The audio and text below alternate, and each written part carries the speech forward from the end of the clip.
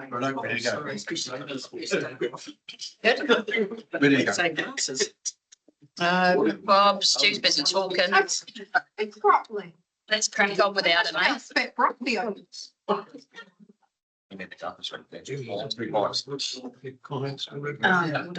Here we go.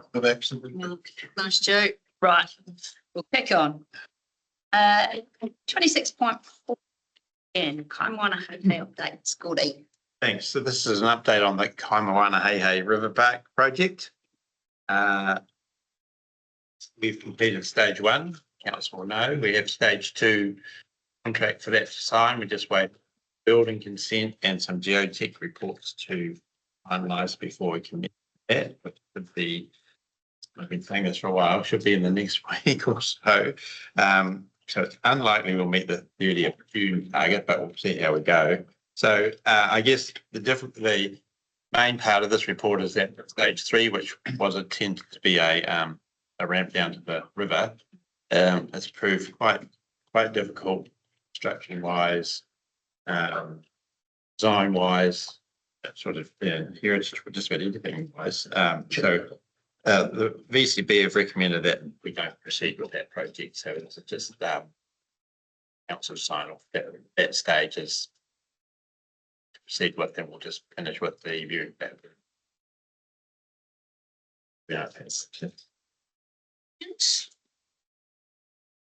In the absence of Martin, I'll just note that it did come to the VCB. They did discuss it and they were really comfortable with that, recognising that we're in a fiscally constrained environment. And while it was a really great, cool, fun idea to kind of get down the path, that actual realities of the technical engineering that would be required to make that happen might be a better fit for some lovely native planting.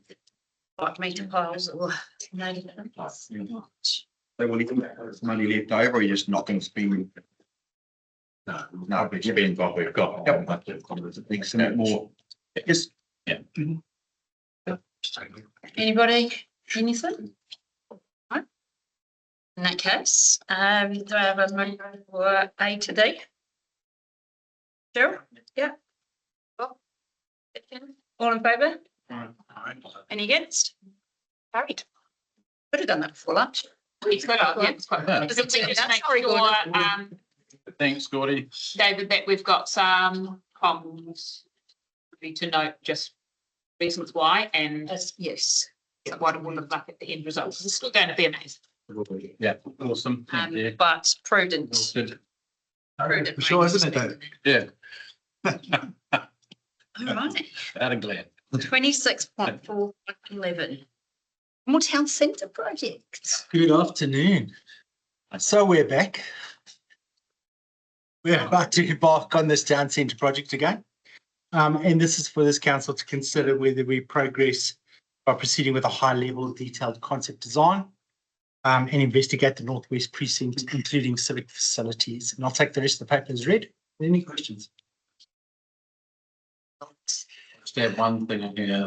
Councillors will remember that we had a workshop a couple of months ago, and was it February? Yeah, and so this paper went to CCB first, and that sort of as a result of the steer of that workshop is how we've ended up here.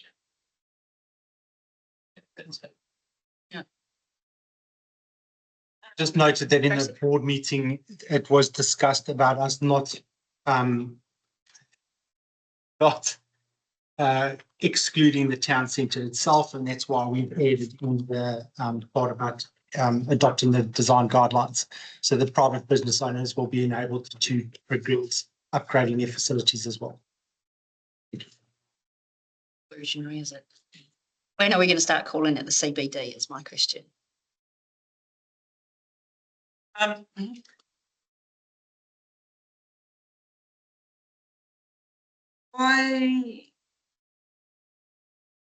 just conscious that we haven't paid for the pool yet. That's got to come as a result of land sales.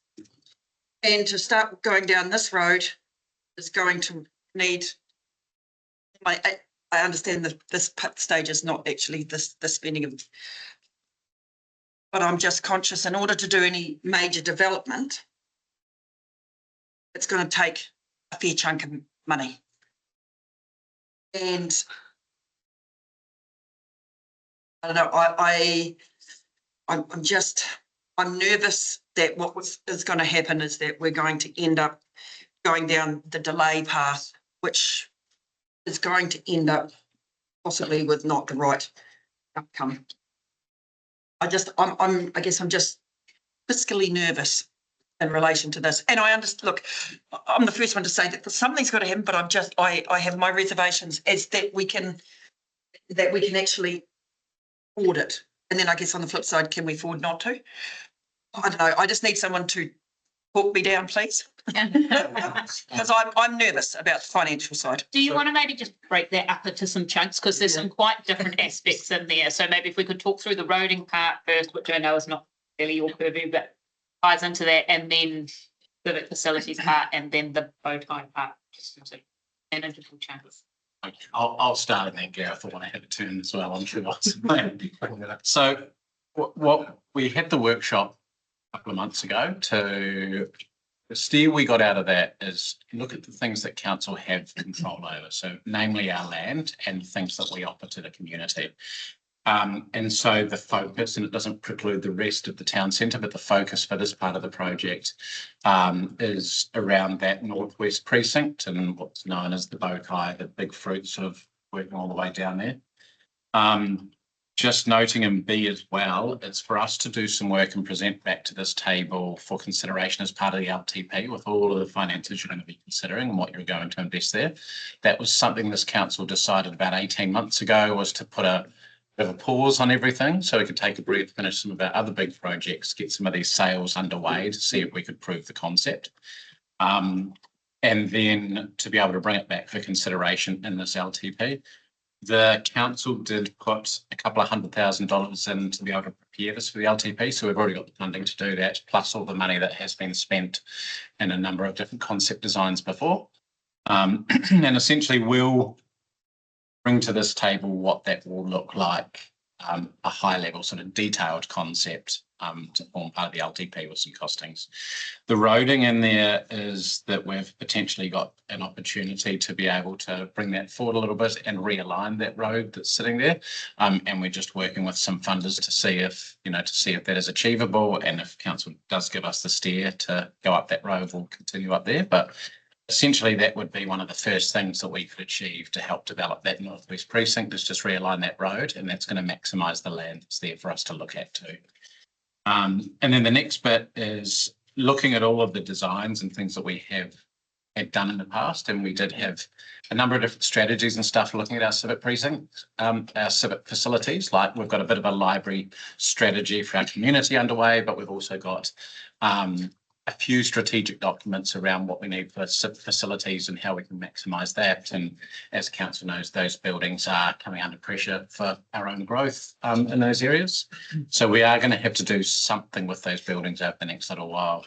And then the last bit is really around how does that fit into, I guess, that sort of 30-year vision. If we started small, how do we sort of show to the community how we can kind of continue growing that over the next 30 years. I think in the past, we've sort of looked at it without that vision of scale and, how do we start small and then continue growing. Forming this 30-year vision will also help us have conversations with other private developers who might want to be part of it. And maybe look at some kind of co-investment and stuff with council as well. We probably haven't got anything to share with them just yet. And so at least we could start that conversation with people out there who, we don't have a lot of people knocking on the door, but people are really interested to know what it is. And in Cromwell, I think residents in general, this has been a project that's been around for, I think about 15, 16 years. So yeah, if the hall's anything to go by, we've sort of got 4 years to go. But yeah, that's sort of like in summary of what we want to do over the next little while, and we'd hope to come back to meet the LTP timeline, so around that August.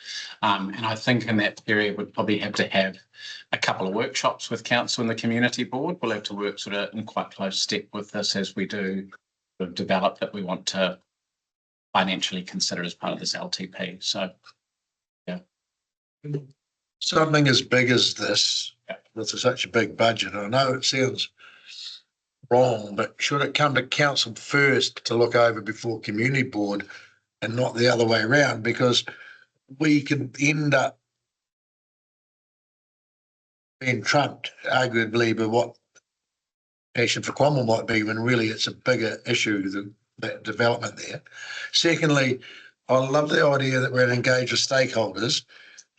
And I think that's really important at the start before we go too far down the road, and how we do that. And even as elected members, I think we should be in that chat, because everyone, especially the ones that want to be involved with us, will be in our region. And I think that alone, having their understanding of it and their capital, is different than having someone else who's not saying they're going to be a fly-by-nighter, but only really here for the capital return they will get, where the other industry or leaders within our community are here for the intergenerational good. So I think that's really encouraging that we're doing that, but I think it's got to be at a level that's really loose at the start, just to get a feel, because if we do get this wrong, a dog not it. We can't go anywhere. So I think it's that, and I think we should also have some of those workshops. We should spend some time in Cromwell and actually get a head around, because while you guys are working on it in an overview, it's been years, but it's been kicked back before. Like, it's got to be right, and I'll be the first to kick back again if it's not, because it's going to shape the town for the next 100 years. So I just think we need to spend a lot of time just walking the walk, even with some of these engaged stakeholders, whoever they be, and they'll go, oh no, we should do this, we should. They'll just give our mind enough distance. So I think we've got to progress slowly, and if we are going to use our equity in land and be such a big landholder of that area, we need to, be all over this as elected members, because staff will come and go, mayors will come and go, you guys come and go all the time. But this is an enduring thing, and I think it needs to be really well documented and sorted out, because otherwise Curtis and all his younger elected members in 20 years' time will be either cleaning up the mess or saying we made mistakes and we didn't get it right. Well, the funding model has changed since the inception of doing this. And so we now are playing in a different funding model. And yes, however, the actual build side is funded is one thing to consider, but then you've also got the ongoing maintenance, which is where I guess that's where the more arrive to today, isn't it? So yeah, I'm trying to consider the whole district. Have to. Absolutely, that's what I mean. I'm considering the whole. Yeah, just. I think there's and Charlie spoke about it at the workshop too, was that kind of next stage of starting at the bottom and saying, well, what is it that we want to achieve? And I know the community board have put it in there, and it is great to see that we're looking to enable that guiding North Star kind of statement. There are a couple of things in there that I think might be a few too many steps ahead, including things like concept design that includes civic facilities. We know that there are some that are going to need more work, i.e. the library is very rapidly outgrowing its space, but I would hate to think we said, oh, we need a new service centre and a new library, so let's plan what those might look like, because actually we might be looking for something that is completely different from a service centre and a library. It might be some sort of integrated hub or whatever it be. I think it is important that for our land holdings in that area and for the interest that is being generated in Cromwell at the moment, we need to have a bit of a plan of what we want that to look like in 30 years, so that when your mates from up the road do come knocking and say, well, what stuff's available to us, we're not sitting there going, oh, we're just not too sure what we're doing with all of this yet. We need to have a plan of, hey, what are we wanting to enable in this space? I think the road is probably priority in that piece of work, because that then enables all the other things to come about where you're wanting to activate, pedestrian traffic or normal traffic, what is actually available, start marking out. But yeah, there are just a couple of things in there that I think might be too many steps ahead. I do think it would be really great to approve the implementation of the private property design guidelines, so that those who are wanting to get on and do something more for their building actually can. I quickly just explain what a high-level concept looks like. So, and yes, we're saying it includes civic facilities. Doesn't mean it's going to be in that location. When they look at a high level concept, they look at the entire CBD, I'm going to call it now, and then they work out what that looks like. And we've done probably 90% of the work anyway, looking at this stuff. So we've got a lot of concepts, and they mix and match it. So they're basically looking at gross floor areas of buildings and what they could potentially be. But you could have a whole lot of hybrid models of hotels, retail stores, residents, top of the retail stores, or residents standalones. It's a whole mixed bag, basically. That's what the concept's going to be. And then as the demand starts coming about, we as big land holdings can go, well, we can enable this, or we can't enable that, we'll stop that. But that's how you actually start the business. This is not build the Taj Mahal up front. This is definitely a staged approach. David did an excellent summation of where we're going to. It's a staged approach, right? And the all the concepts do. So when we almost finished the hall now, Puna, the concept, what's happened is, and that's when the market starts approaching us and going, hey, we got faith in the council because the council investing so much money. We want to now invest in this district. And that's what you're doing. You're creating a concept it's not set in stone. It's an evolving piece of work that can change and manipulate your market demands. But what it does is it gives surety to private investors that there is a potential to get in here and invest. And that potential could mean a whole lot of different things for council, but it might mean the check that we end up writing at the end of the day is actually not that substantial compared to what the investments are bringing to the table. This is broad brush thinking, though. So, I guess the big thing is, and look, I think the roading is a really key part. Yeah. So that's fun. And this follows on to what Charlie has said before, just capturing what Tamer said. There is, and Charlie very eloquently said it didn't work then, so why is it going to work going into the future? And I think that's a really important aspect that needs to be considered when you're thinking about concept. And for Charlie, he's lived there a very long time. Long time. Yeah. And it's actually, some of that stuff needs to be very, when you're talking about concept, that's the thing that is sticking at the back of my mind. We could go down a road and spend a heck of a lot of money. We've got to have something we know we can deliver. You get to a certain point and it's undeliverable and we'll waste the money. I think we've heard loud and clear, really spent enough of in the idea phase, and it's about like what is workable, what's going to work for the town and all of that kind of stuff. And we have got a lot of things.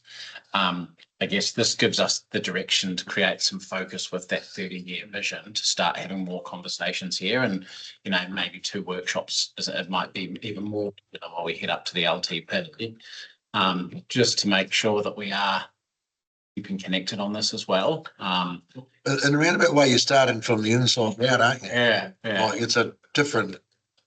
Can we follow on from what Stu said? Can we have the workshop in Cromwell? We can actually go on site and see, because a site visit is the most key part of, you can actually see and feel it, and Can you it makes chuck it so a much few better. oddballs in there in the sense that you might have a building industry, or it might be guys that are, retailers from Dunedin or some in the rebuilding Christchurch or something. Go, well, hang on, I haven't thought about this, because we all learn from each other. Yeah. And I'm not saying you guys are best town developers in the world, but there's some people who've done a lot of developments. I would suggest not. I just think, I think this is a legacy issue that we've got to get it right. And because if we do get it right, Cromwell will be sensational with the growth we're having. Yeah. And it's going to be longer than we're here. We haven't been big enough. And you remember what I said when Charlie said that, Tracy? This is a good start. Remember what my comment was after Charlie's comment about the mall? I can't remember. Very much. Average ball twice is no good. Oh, yeah. That's right. There you go. Cabbage ball twice never really good. Didn't work the first time, won't work again. Right. There are a whole suite of recommendations. Kramer, are you suggesting we part 1 and 2 of these? What would you?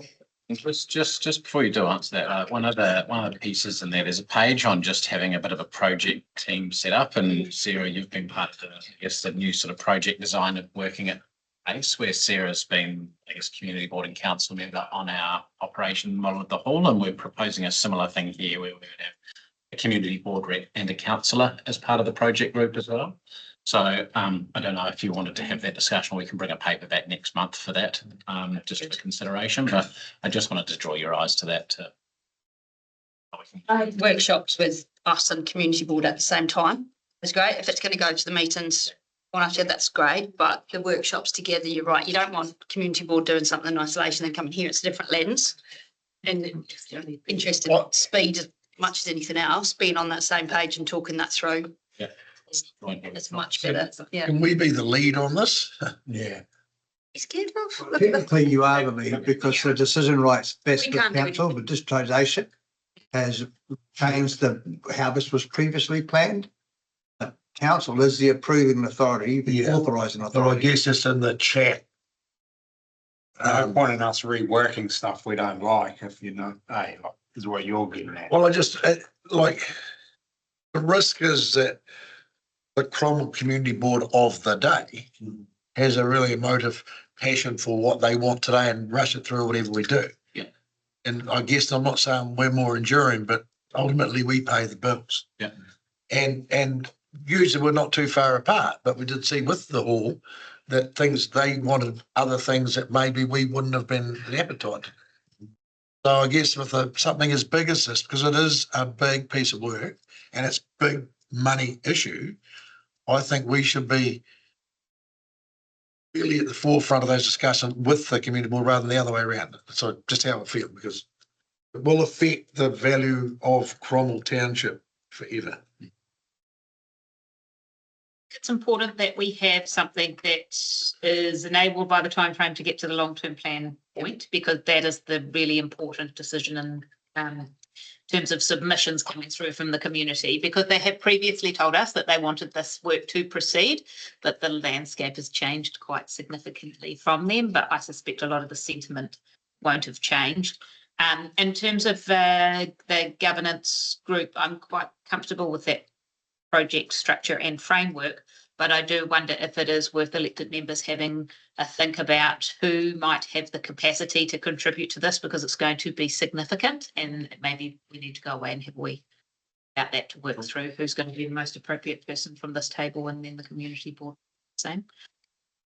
But it would be good to have it come back, and more than happy to have our next step would be a kind of joint workshop with the community board and a stroll around Cromwell and I've been practicing my tour guide skills at the memorial. maybe we could all get little headsets so we can hear you. You could do it in different languages. And then we need to get around the table and have a massive game of Monopoly. Do it in Afrikaans. Yeah, flag, so we will know to follow Gareth. That's Gareth. If we went back to an office, well, the town centre had a massive game of Monopoly with it laid out on the table at Cromwell Centre, and we were the developer, what would we do? And how would we want to see it? And that'd be a really interesting game where all of a sudden you had your block of apartments, so your hotels, and then say, well, if we all played, where would we end up? It'd be an interesting thing. Like I Would you be the remember, pawn? Piece do you want to be? Yeah. Oh, let's not go there. Anyway, right, focus. Stu and Paul is not necessary. I was just asking what piece you'd be on the hallway. He's doing porn apparently. They would I be think busy. you'd find that a developer would be more interested in talking about council-owned land than the private owned stuff, that's for sure. yeah, And I don't, you worry about it costing a lot of money. I don't see how it will. We talked about joint venture. Yeah. Yeah. Where council supplies all services. Yeah. And a developer comes along and Does building. But we've got to get to a point to be able to enable that.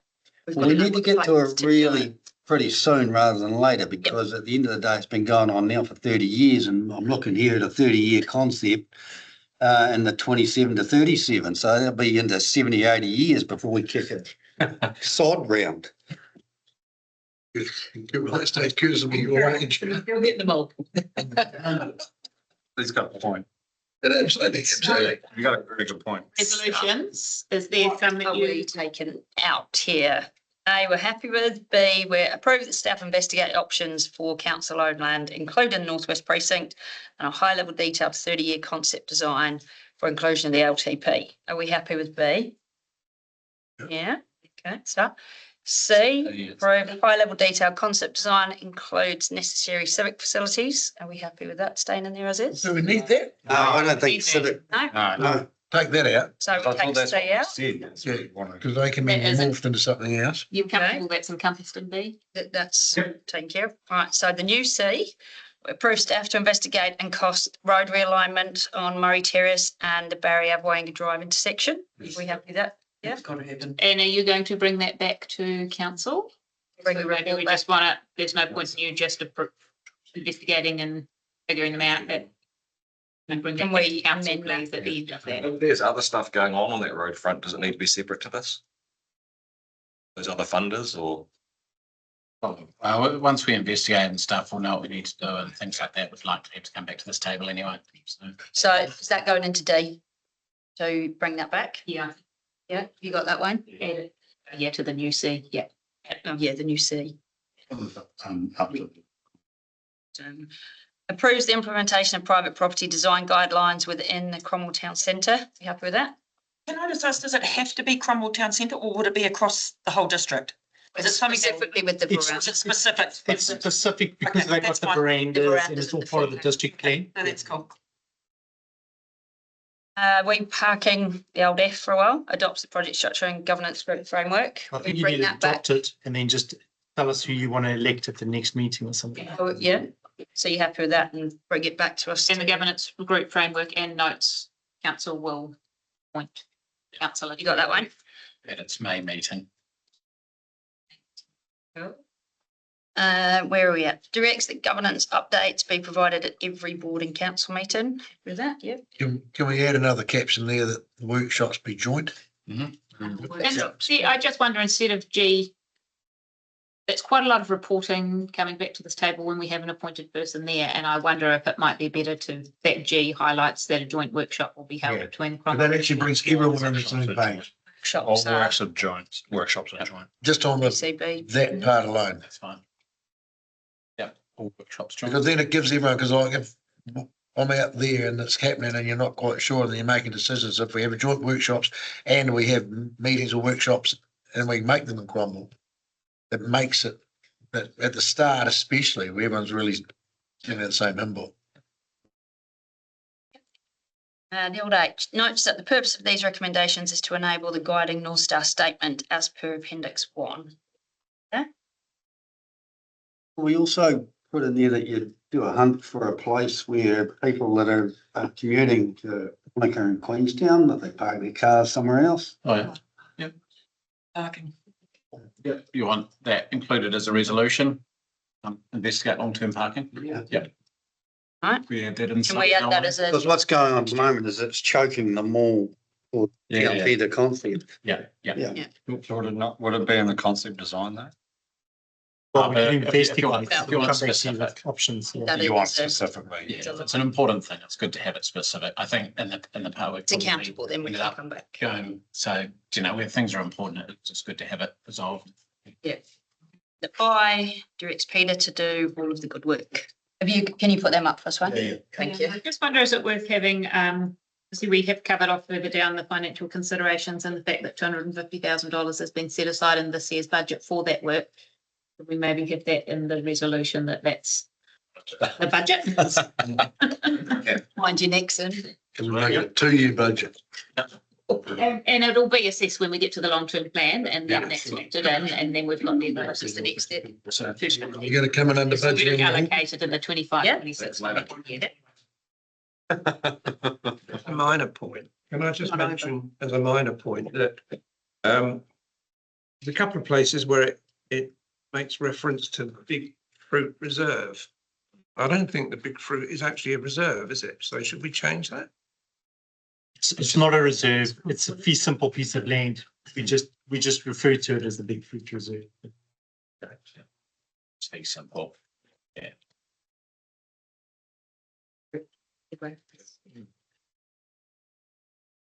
Greening. Them up there. Just thing comment that I've heard twice now is that people that come from the Queenstown end of the island, under where the Hell Cromwell is. And Wanaka, you Pull don't up in see the it. Fred Schools car park and they go, where are we? Yeah. Yeah.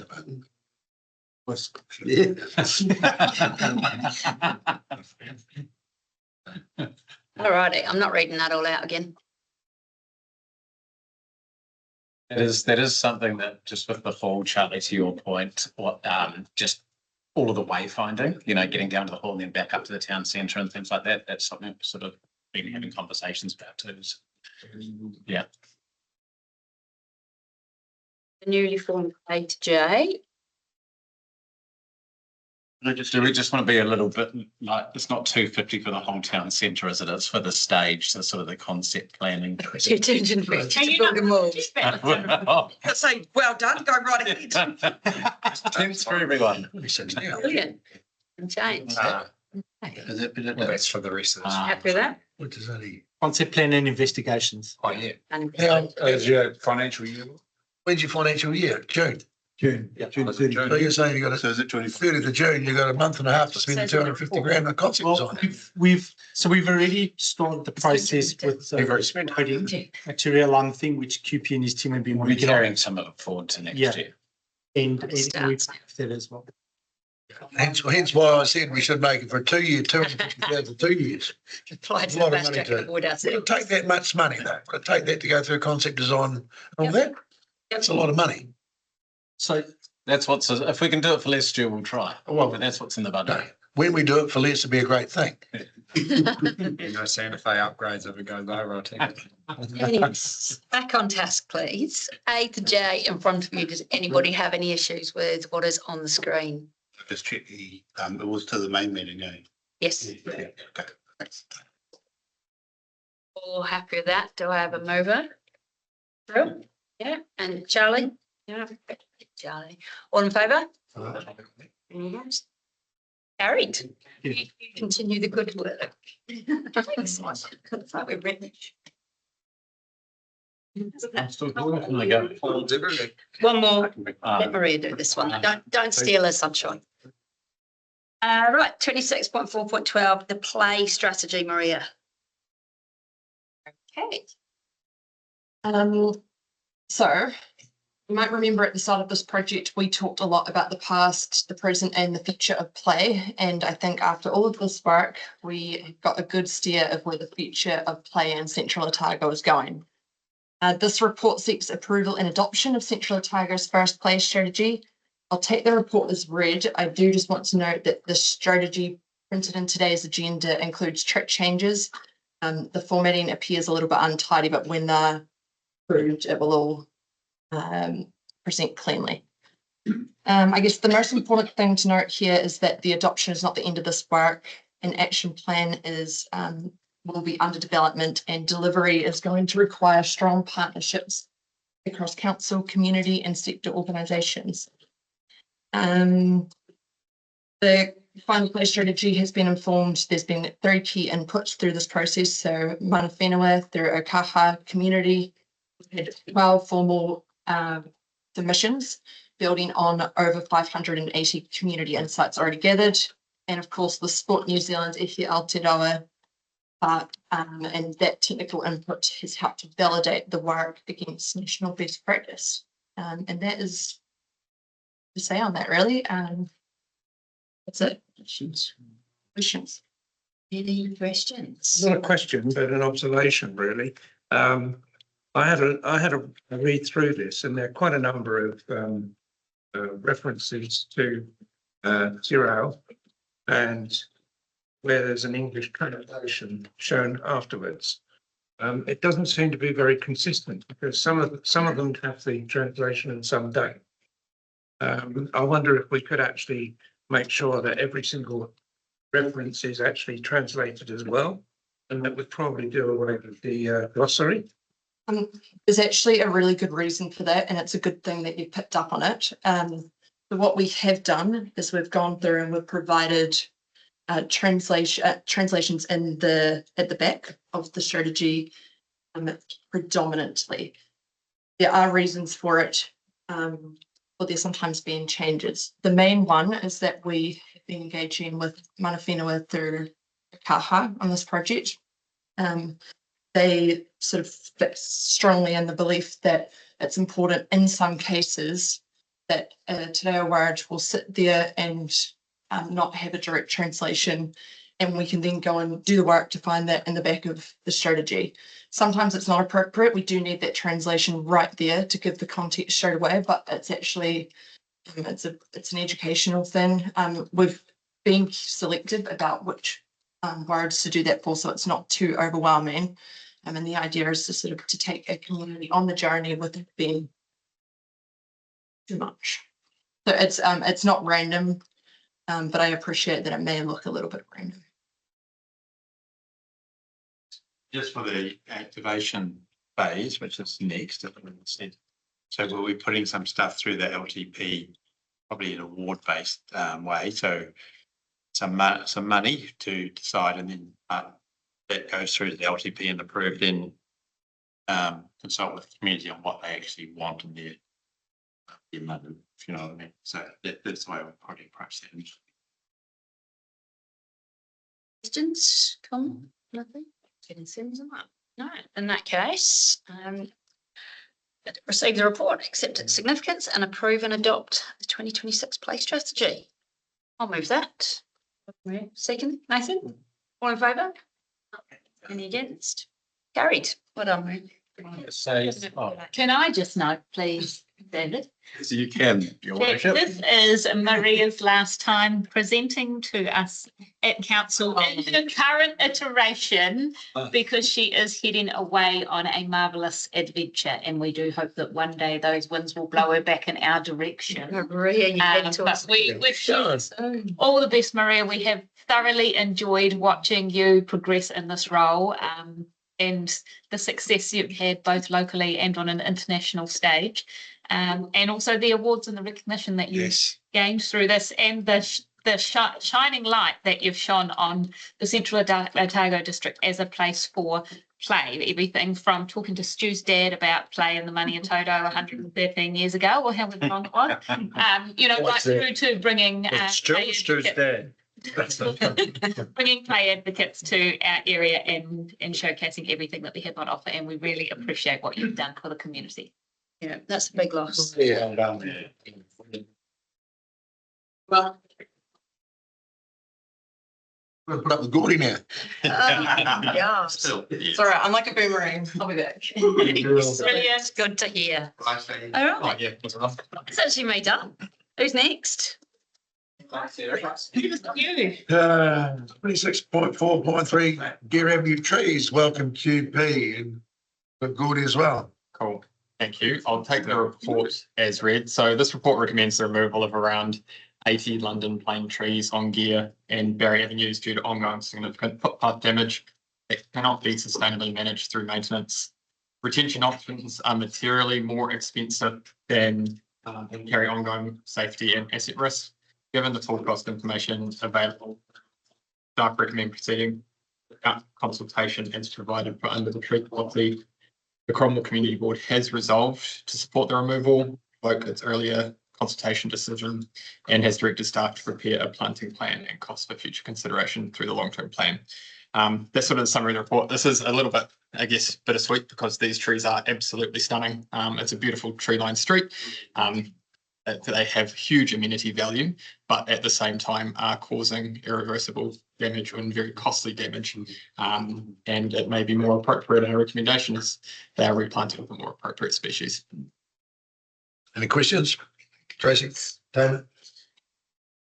The motion. Has council got a list of trees not ever to plant again? Because this is a repeated Willows thing. will be one. Well, it just, we have a list of plants that we'd love to plant and but do we have a do not plant on council property? We do, but typically it's some to do with roots, mostly to do with irritants to people, like silver birches, for example.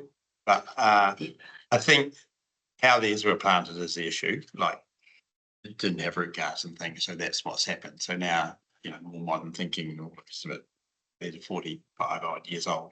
So things have progressed. So pine trees is probably not a good street tree right in the middle of the park, but here we would it's a tree for the So, course. so further to that, through development and everything like that, conditions are placed around trees and having trees that are on the council's approved tree list for planting, which does work in with your points you're raising. So they're either those trees from the list or trees at the approval of the Parks and Reserves manager, where those considerations are made. And then there's things like appropriate planting, root guards and different things like that. So we don't end up in this situation. So with, I mean, obviously, and look, I don't know enough about trees to know this. Is there any possibility that you could put a root guard on these trees, like cut down, put a root guard on and do it that way? I don't know whether that's just because of the, like you say, the amenity value. If we're going to spend the money, is that a possibility? And is that too hard on the tree? I don't know. And then you can sort the pavement out in patches in between the problems. We are becoming known as the council that chops a lot of trees down, so. It's so we did get some options around retaining the trees with best practice root management. Yeah, And it's up to $500,000 to retain those trees, and it still carries the risk that what we do might not be perfectly effective. Okay, so that was the So root guards have got to go on when they're little. Some people rip the roots deep enough if you can and break the roots on the side of your pavement, but you know, it just adds cost. And we thought about that, but I think the soils around here, they're not deep. The So shallow. you'll be cutting them off and you'll have quite a shallow root and probably stabilise. So there's a pros and cons, and it works differently in different soil types. This one makes me quite sad, and it probably makes Gordy quite sad as well. So I'm pleased he's there beside you, Cupid. Yeah. And when I look down through those photos, most of it, I just think, not a big deal, not a big deal. It's a crack. It's a crack in a pavement. Don't worry about it. And some of them I look and I think, watch where you put your feet. Take personal responsibility for your own safety. We cannot smooth the pathway for every part of this world. And I think Curtis is right. We do need to actually start having a consideration. It's always going to be easier to just chop it down. Do we get to a point where we say, actually, the amenity value, the shade value, you know, I don't want us to become town centres full of shrubs because they're easily managed. Just on that point, and not want to break ranks here, but the mayor raised it. Most cities have plane trees, you know, Christchurch, Dunedin, London, Melbourne, you go to them, they have huge trees. They just live with the shoots. You've probably all been to them, all seen them, but that's all I'll say. But yeah, that's slightly different here. It's probably more surface because the moisture's higher up. But, you know, most cities live with old trees and their problems. So is there a photo? Particular, sorry, just final point. In Cromwell in particular, our section sizes are getting so small that people won't be able to have large trees on their properties, and it's going to be up to us to provide that amenity on our road reserves and our parks and our greenways. But I don't think Cromwell would want to see large trees relegated to just the golf course and the greenway. So I think people do see value in these, and that might come at a cost. So just, I guess, sorry, just to add that point, I completely understand. We're presenting the facts around costs and different things for council to make a decision. Completely understand Gordy's point of view, and you do see other options around other city centres where they might just put a bit more spread of asphalt on top of something to ramp and different things like that. Still comes at a cost and a risk around lifting curb, proximity of services to those trees and the roots, and those causing damage to that, as well as causing damage to private property as well as the roots continue further onto that. Is the damage uniform on the street? Reasonably uniform. Some places are a lot worse, and we have done some maintenance to date where it has been particularly bad and addressed bits, but even the bits that we have done maintenance on are starting to crack and move again. It's annoying that some of the residents along the street are starting Oh, it's to cracked a complain few because water it's pipes gone, into the yeah, houses. it's getting into their fencing and. Yeah, so selective management of problem trees isn't a solution. So they all coming down along around the whole lot all in one go. It's so sad. And what about along Barry? Some of them will The say, community board, we actually went through that, didn't we? And so as you come round towards the college from Rainbow, and about some of those were exactly the same. So we included all of them that up to the college in that same.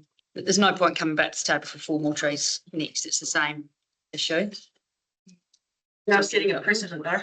Yeah, I feel like we're chopping off trees. Yeah. But I When you mean, look at that, I guess the only reason why I've got a little bit more enthusiasm in supporting it is that it's gone through the community board and this is their recommendation and they know their community. It is and they causing a lot of understand problems. how A, the problems, but B, the amenity value that Yeah. they have. But I guess if we note that no trees are to be removed until we have approved a planting plan, I don't want to see that planting plan containing a whole heap of shrubs and low-lying things. I want to see it with trees that we can keep for generations. So we need the planting plan. So they will need a planting plan that includes fruit guards or whatever it be, or just given option 3. I know, because they're removing the planting plan back. I don't know if that's achievable, Gordy. I guess from my outside looking in is there's constant cutting and planting. Yeah. So over time, in 10 years' time, these trees will be yay high again, and it's changing all the time. But there are definitely trees that need to be taken down, and probably because every tree block, whether the one out over here or one's in Omakau or one's in Roxburgh, the emotional part of trees, until we harden up and realise we've got to start trimming some or getting some and replanting with fit for purpose, we're dealing with historical issues here. Like we'd see the ones just over the road here, we weren't even sure whether they're on our road and reserve or not.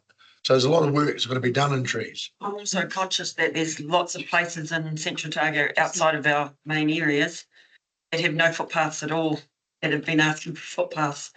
So this kind of work does mean that footpaths in other parts of the district are going to be gone because of, Once again, it's a budgeting issue. We don't have all the money just to be able to say yes to everybody.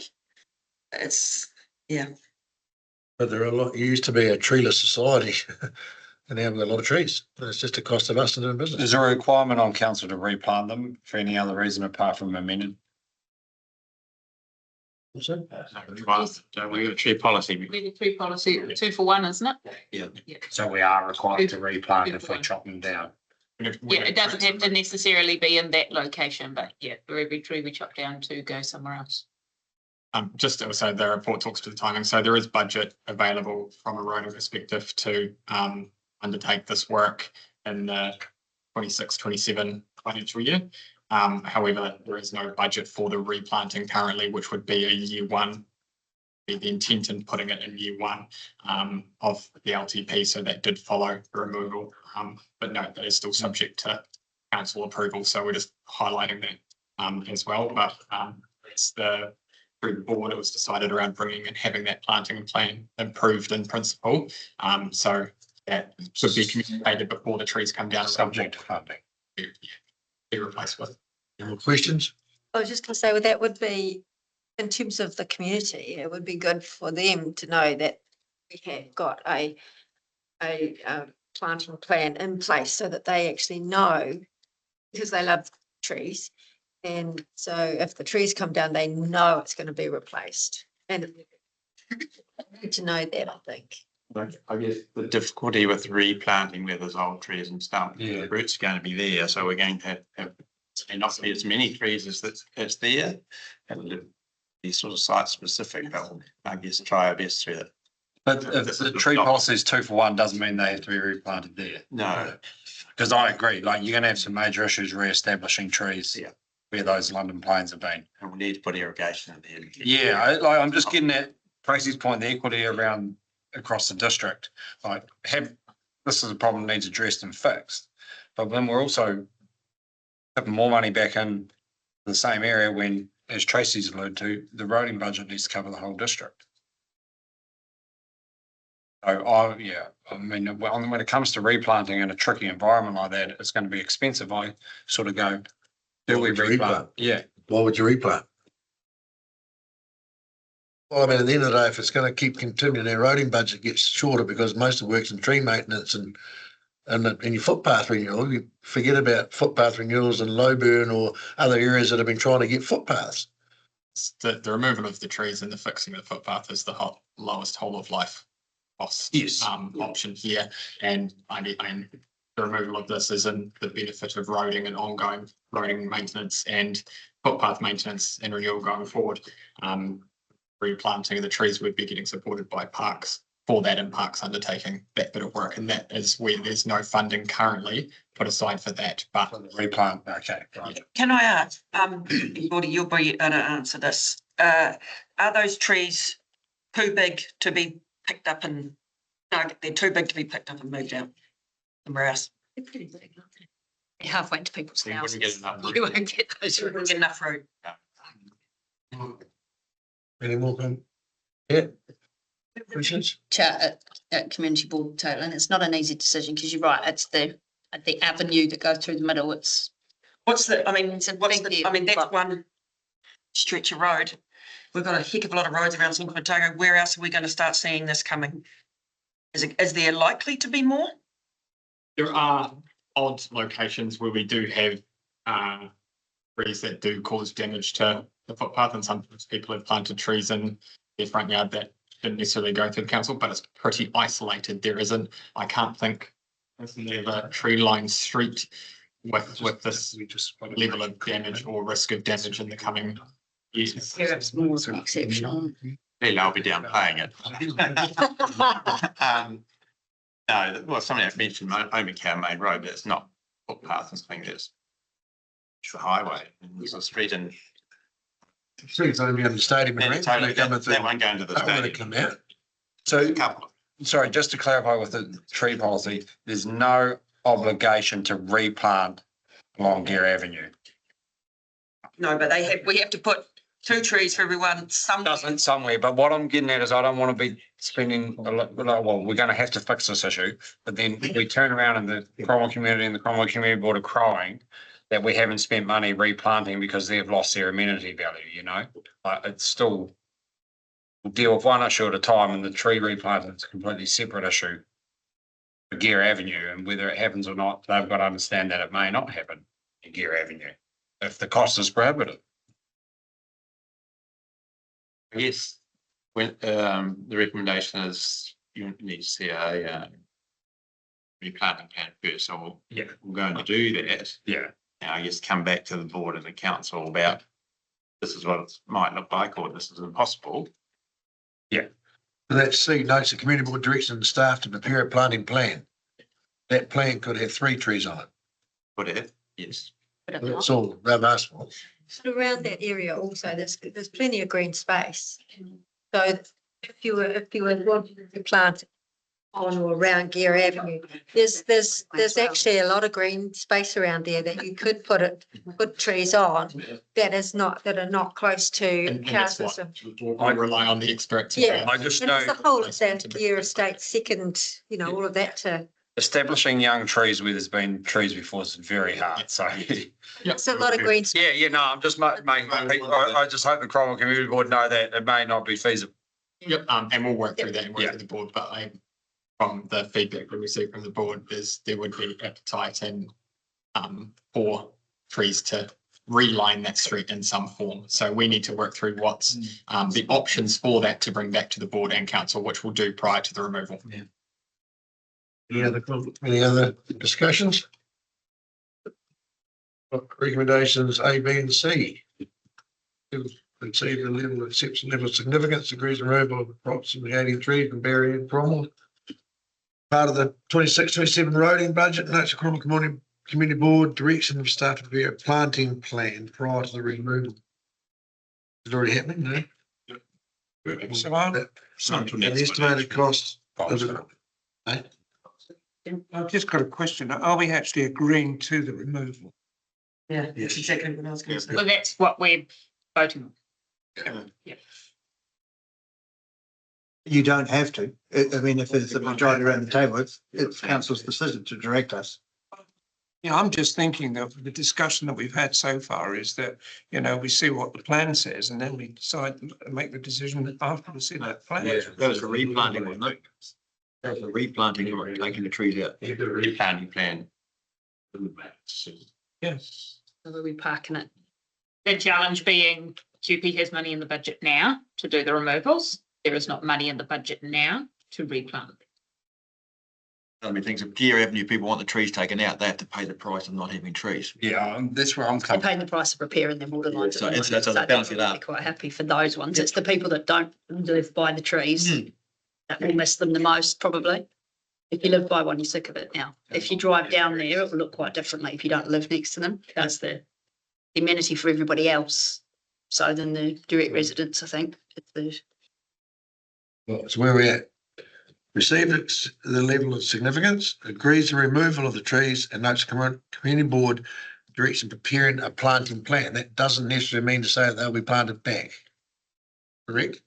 It'll be, the planting plan will have, Some form of planting recommendations suitable. Right. As it stands in front of me, if someone would like to move the recommendations. Then why don't you got 70 trees in one page and 80 in another? yeah, so that was an update following the board meeting. So Gear Ave is approximately 70 trees. The addition of those around the corner. because they're exactly the same. Board recommendation. And you got chainsaw, I To understand. highlight that, can you just say that again, please, QP?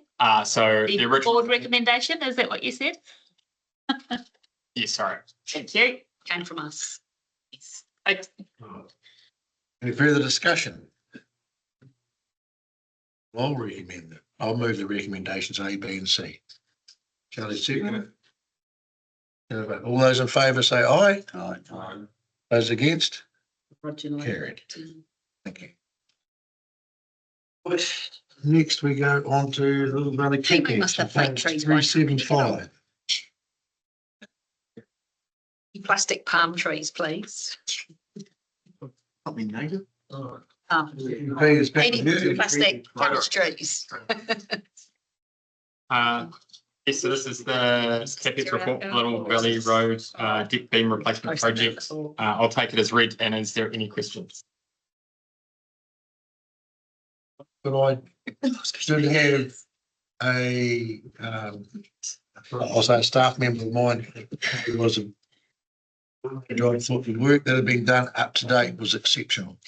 And of the abutments of the Bailey Bridge, how he was amazed how amazing it looked and thought it was a very, very good option what we did.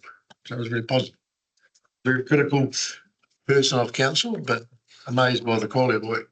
And I'll just add to that, our midwife appreciates having the bridge right next to her house when she has to leave for the meet. So, To attend the birth of your. it did. She was late as a short labour, but anyway.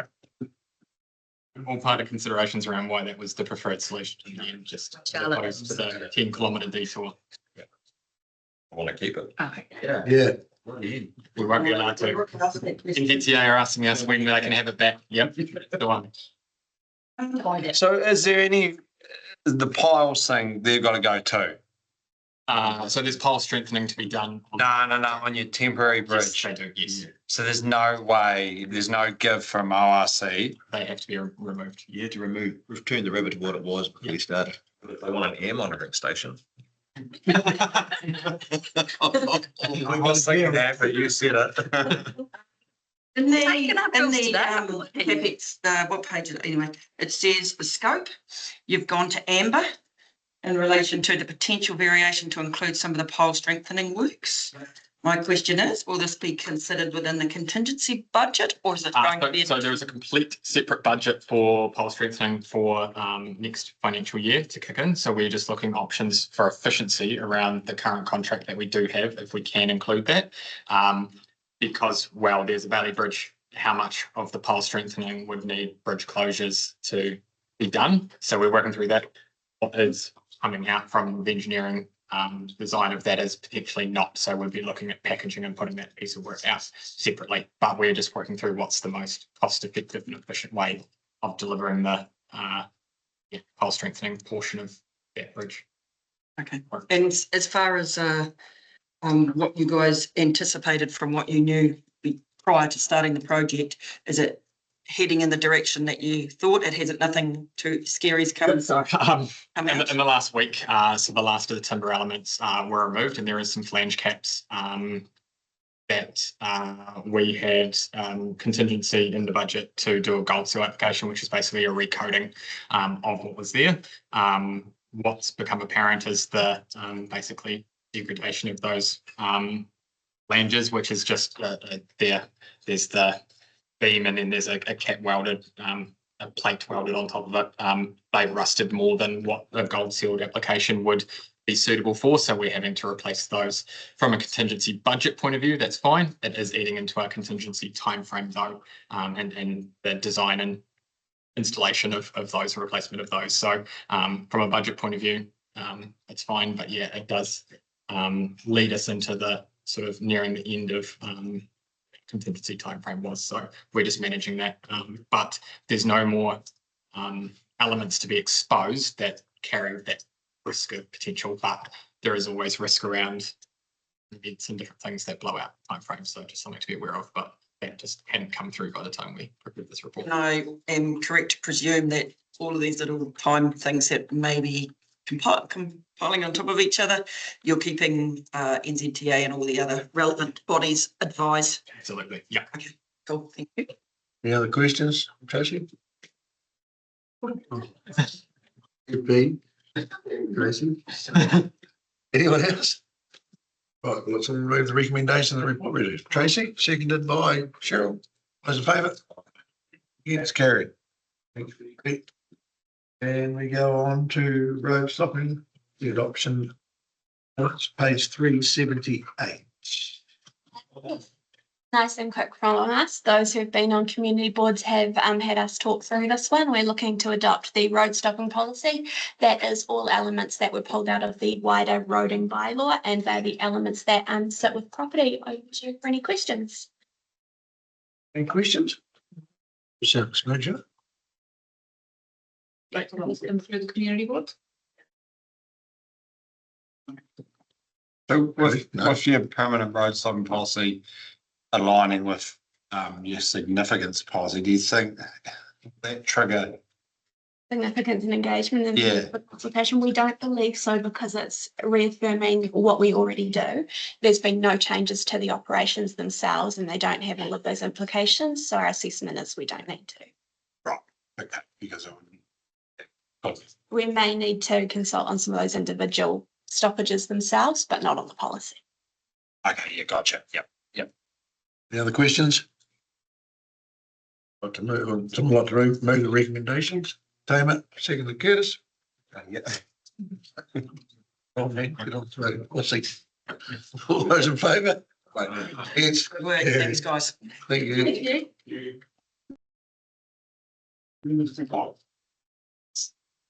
Perfect. 389B, leasing and licensing policy. Yeah, back to table. It's been so long. So very similar to the last one, we've been through all 4 community boards. With this one, we're looking for approval to take the new leasing and licensing policy out for consultation.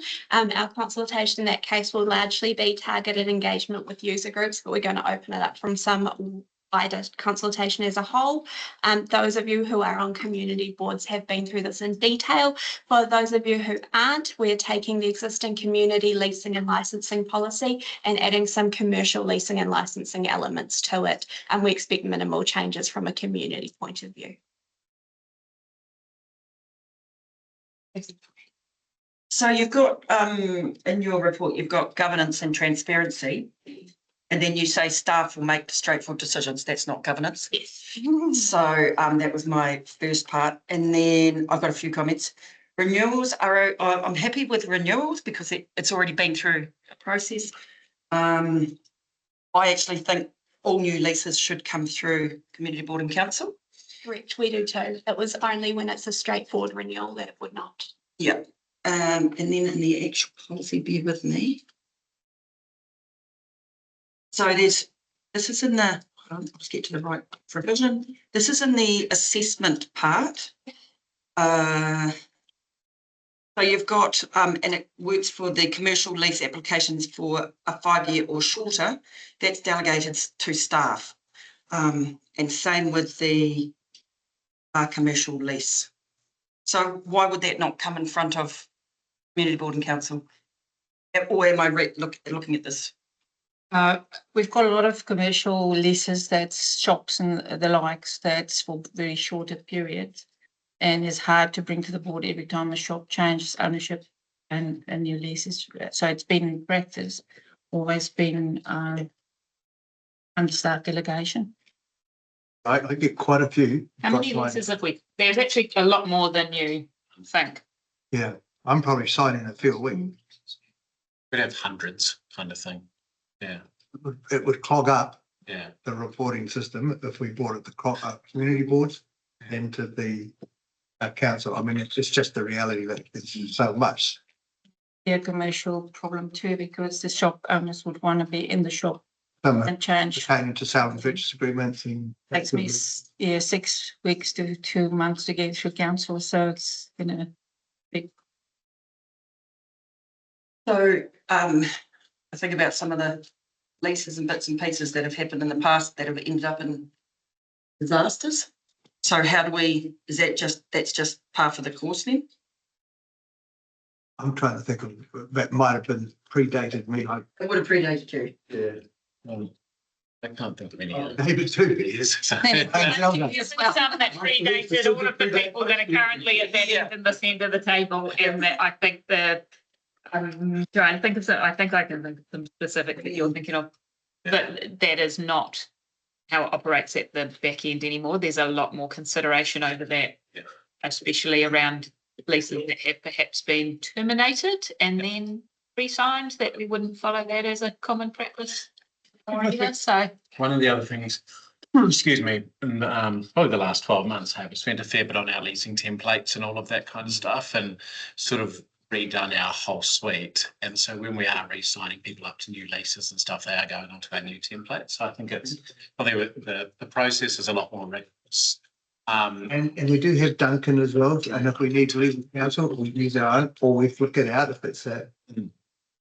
Your wider question there, we've spent quite a lot of time in that on what wording to use, because the original wording, what we want is anything that is remotely controversial will still come to elected members. You can't word it as that. So this is our best go at the wording, and we're happy to change it because the intention is for all of those ones you're concerned about to be in front of you, and all of those really straightforward. We can just simplify this to not be.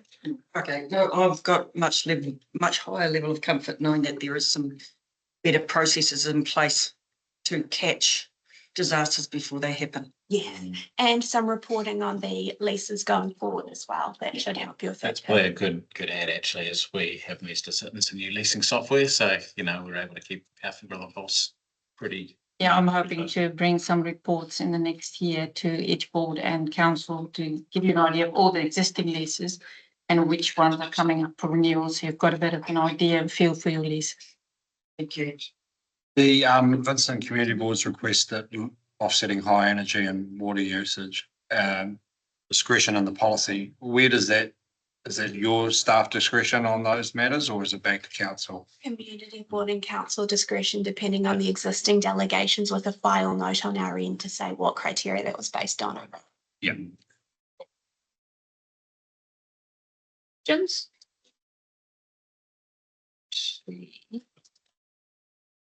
Recommendation is that we receive the report and accept the level of significance and approve the draft leasing and licensing policy for community engagement. Do we know when that might be going out to? Hoping to have this report back on the table around July, so we're hoping to get it out over the next few weeks, but it's going to depend on the engagement calendar. Yeah.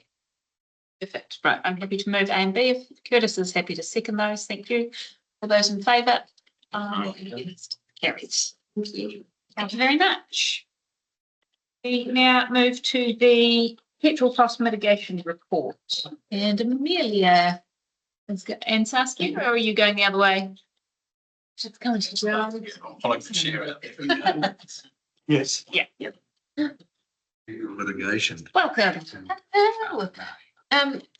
So this was a late report, so I will talk through it a bit, as I'm aware you probably haven't had much time to read and digest.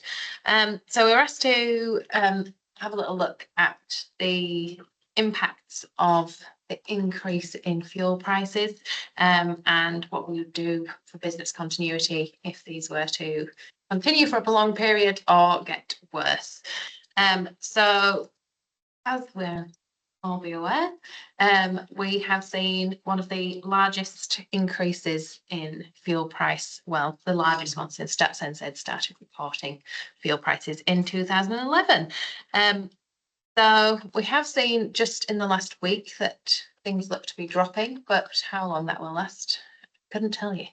But in addition to obviously the rising price of fuel, New Zealand isn't particularly well stocked in fuel. So we do have some issues should there be a real crisis where we can't get access to fuel deliveries. So as a result, the government has come up with a national fuel response plan. We're currently in phase 1 of that, which basically means we're just watching the situation. And I did see a headline this morning that said that the government has managed to get 9 days of diesel. July. And yes, which I wasn't sure whether that was really worthy of the excited headline, but things are happening. Depends which 9 days it is. Isn't that wonderful? So what we've done is had a look at what we're doing as an organisation. So what we've concentrated on in the short term while we're in phase 1 is actually how we can minimise the impact of the rising prices. So this is not conservation of fuel as such, it's more how we can reduce the costs. So we've done some really good work with contractors who have come up with some ways to work better, to change their methods, their approaches, and that's all detailed in the appendix where we've detailed what activities we'll be reducing. And we've also given some communication to staff to reduce the use of fuel in fleet vehicles by either attending online where they can or carpooling where possible. We're also reducing courier services by getting staff to take things between sites where they are travelling. So in the report, you'll see there's a bit of a table that shows if we were to use the same amount of fuel in April, the worst case scenario for how much that would cost. We use the same amount that we did in March. That's a 50% increase just on our cool, well, actually all of our vehicles. So obviously we're hoping that to be the case and that we have reduced usage substantially. We won't know that until we get into May and we can specifically think that. In the appendix, you will see that what we've really concentrated on are where we can reduce. We've identified the processes that we actually can't reduce fuel. So that will either be an increase or potential for budgets to be exceeded. Luckily for some of those, which is detailed, like in the water space, things like our water sampling are coming in under budget currently. So we think up to the end of this financial year, we will not be exceeding that budget. But obviously, should this continue, looking at increases there. We've also added into that plan what we will do if New Zealand moves into phase 2 of the National Fuel Response Plan and further, which will be to start reducing more activities. Do we know what that plan actually is? Has anyone seen that stage 2 plan? Not quite yet. Working on it. They're still working on it, but at Civil Defence Emergency Management, they've been revising their, I've just opened it up, Otago Southland Fuel Plan. But that is to be informed by the national level plan. So that we've done as a region about as much as we can do, because it's up to the national body to start saying essential services, critical services. So it possibly are going to go into it. And I think that's what's been highlighted in the last little while continually, is that we have enough fuel now and we have so little storage in New Zealand that when a tanker arrives, our tanks are topped up right to the brim. So if we start conserving too much fuel now, then when the fuel arrives on shore, we've got nowhere to put it, which is a different problem. But then very rapidly, if there is a gap in tankers coming between 10th of May and July when they've secured the 9 extra days, then we might be moving phases really quite quickly. But we also have some concerns around that 30% increase in plastic pipe and the likes of that, and what that's going to mean for our budgets next year and what it's going to mean for our contract negotiation. The next month. Looking at it from, it comes from ag, chem, fertilizer, everything's gonna go up. It's not just getting it to you, just everything's gonna go up. And you won't see it now, we'll see it next summer, autumn. It's gonna hit and hurt. Well, some of the technical analysts are talking $150, $200 a barrel because it's not gonna. The problems aren't going to go away just to get it shipped around the world. But the supply will be there, but it's like it's gonna be a long burning thing, this. Which then comes into, like, you look at the grading contracts and bridges and all that. We've got to make some pretty serious decisions, and people have to get level of service. That's forced level of service on us. Because 33% increase in the grading budget and some of those others before we take any of the other stuff on this page, there's your 4% of your threshold for a start. So it's going to be. I think it's looking at that fuel cost. Stu probably will. And with Curtis will feel like it's actually probably not. I was quite surprised the fuel cost was so low. Yeah, so. Yeah, so and I applaud any measures to reduce it, to reduce that fuel consumption. But and I think council's really important to take the lead here. But what I'd like to know is what is we've got a heck of a lot of contractors that use a heck of a lot of That's vehicles. where it's going to come through and hit us. And we've, you don't have to look far to see the fuel adjustment factors coming into invoices, which is going to impact seriously on council's bottom line. So what I would like to know is that what we're doing as a council is being reiterated and followed through by our contractors. Our contractors are doing the same thing. They're not sending one person out in a vehicle or two people out in two vehicles. They're sending two people out in one vehicle. If they need to do the job. 5 people in one vehicle. Look, and David could probably talk to what Delta's doing and they're doing exactly. Yeah, because that's the critical piece. Paul Hogan actively. Yeah, the real risk is though, like that there's actually an average fund usage. Not with the council's using. I think that's the fuel that we use for our fleet is not our biggest problem. No. Our biggest problem is going to be bitumen, pipe, contracts. And I guess. And that's the kind of level that we are looking at because, 10 grand a month is not going to be the biggest issue. The hardest thing is how do we make that decision? And I had that discussion with someone the other day. It's like, are we going to pull the pin on bridge replacements? Because that bridge has probably gone up 35 or 40%, and our budget might be for $1.2 million, and now that's 1.6. Well, there's 1% of our rate straight away just in one structure. So we're going to have to really sit down and go, well, actually, road maintenance goes to one grading a year. What's our ratepayer going to say about that? Then you have an issue where your ratings, don't you, not delivering. Yeah, and so they're big issues these going forward, and it's a really interesting paper because we're going to have to work on this quicker than I think we know. We'll have budget blowouts. How do we come back with, well, actually, we've had an issue here because our contracts still have to get their work done, and we'll be millions of dollars out of pocket by doing nothing wrong. I think this paper has been very well received, and given that the landscape might change significantly over the next 4 or 5 weeks, perhaps we could have a revised one back in June. Yeah, could also get better. Well, Could be better. Hopefully it'll come back saying, It's going to be an evolving situation, so a bit of an update would be really great. Thank you. Well, I think Peter, this is one for Peter too, is we've got to be brave. We've been brave everywhere else. That we may have to knock some of these contracts and bridge replacements and that on the head for 6 months. Well, we're probably in a pretty good space because we're well through Little River. So, and we're coming to the end of the roading season. Yeah. So, by nature, it's helping us. Little Valley. the little bit. I need to get out more. No contractor wants to hear us or see us slowly pulling the brakes on potential when they've committed to contracts. So, I mean, that's the contract stuff that we've got locked up now is fine. The stuff that's already underway. It's when we come to renegotiating, or if we are going to tender for something that we've budgeted X, and as you say, it'll probably come in significantly over. But that might be when we start having conversations about, well, actually, we're not going to undertake this work But most of the BAU contracts have got FAFSA in them, so we are quite exposed on. We are, but we have met we'll have regular meetings with our contractors. Because, I mean, the last thing is that don't want to put them out of business either. Well, that's the thing. So, you know, there's there's two parties to the contract. We need to be sitting down and working it through. That's ultimately. Oh, Julie. Sometimes we put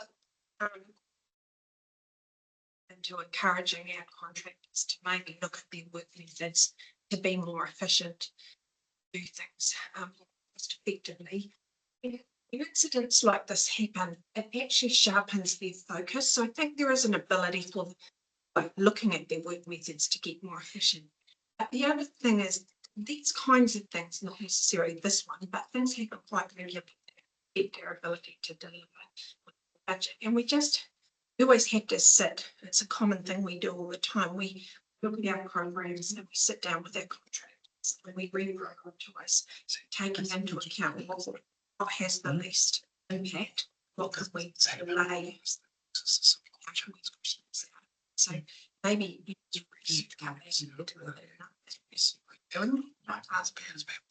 always, this is not unusual to have to go back and what your plan was for the year because someone Yeah, my concern is whether the contractor or us do it quick enough is my reasoning. And the thing is, I feel that we will be on limitations of fuel very soon. I don't know if we're going to get through. And then when the government changes settings, we're going to have to make decisions that we probably never thought we were going to have to make. And all I'm saying is, as long as we're all understanding that, and especially us in the roading guys or the water and all that the contractors as well, they're very, very worried because they are not hitting their targets. A lot of them are the same as transports or meat companies. All of a sudden, the carting stock is so much more that it hasn't even come onto their balance sheet yet for them to pick it up. And I just hope if we're going to have to cut services, which the only way we can do it is go back to grading twice a year or once a year or just priority roads, we're going to have to make some serious decisions. The ratepayers will not like. There's 33% cost of just running one contract. The contract is losing money at that as well. And I'm not, don't want to be the doomsday prepper, but the real risk is that we will run out of diesel and it'll be the wrong time of year for agriculture and all those other things and heating and schools, just by default that the usage will be quite high. So just as long as we're all realise that maybe we turn around and say, well, the bridge in the 155 of the Minnetonka doesn't go in for 18 months and just park it. But then the contractor's budgeted for all that, the workload's been done for all that, and we just have to push our workload maybe out 2 years. I think the big thing is, Trev, what we learned from COVID, we made some big decisions during COVID where, you know, we thought we were given advice that we thought things were going to be terrible. So we made some decisions. But what these guys are doing is potentially bringing it back so that we don't have to make decisions for the next 6 months. We can make a decision based on the best information that we have at that time, and it might move within the following month. Yes. So we're not making a decision that's going to cut and slash and do all that. It might be a really short term. And I think it's great that we've got the report, and it's great that we're recognising that could be a real big issue. I think big down it is, and as long as we do move quickly in our report, and of course when it does change, if something does change, we send an email away. But that's good. It's a good report. It'll be an online meeting anyway. Perfect. Right. The recommendation is that the report be received and contents noted. Can I have a mover? Thank you, Stu, and seconded. Thank you, Tracy. All those in favour? Against? Carried. And now we shoot back over across to the main agenda for the long-term plan update, which might start on page 149, but it doesn't. It starts on 12.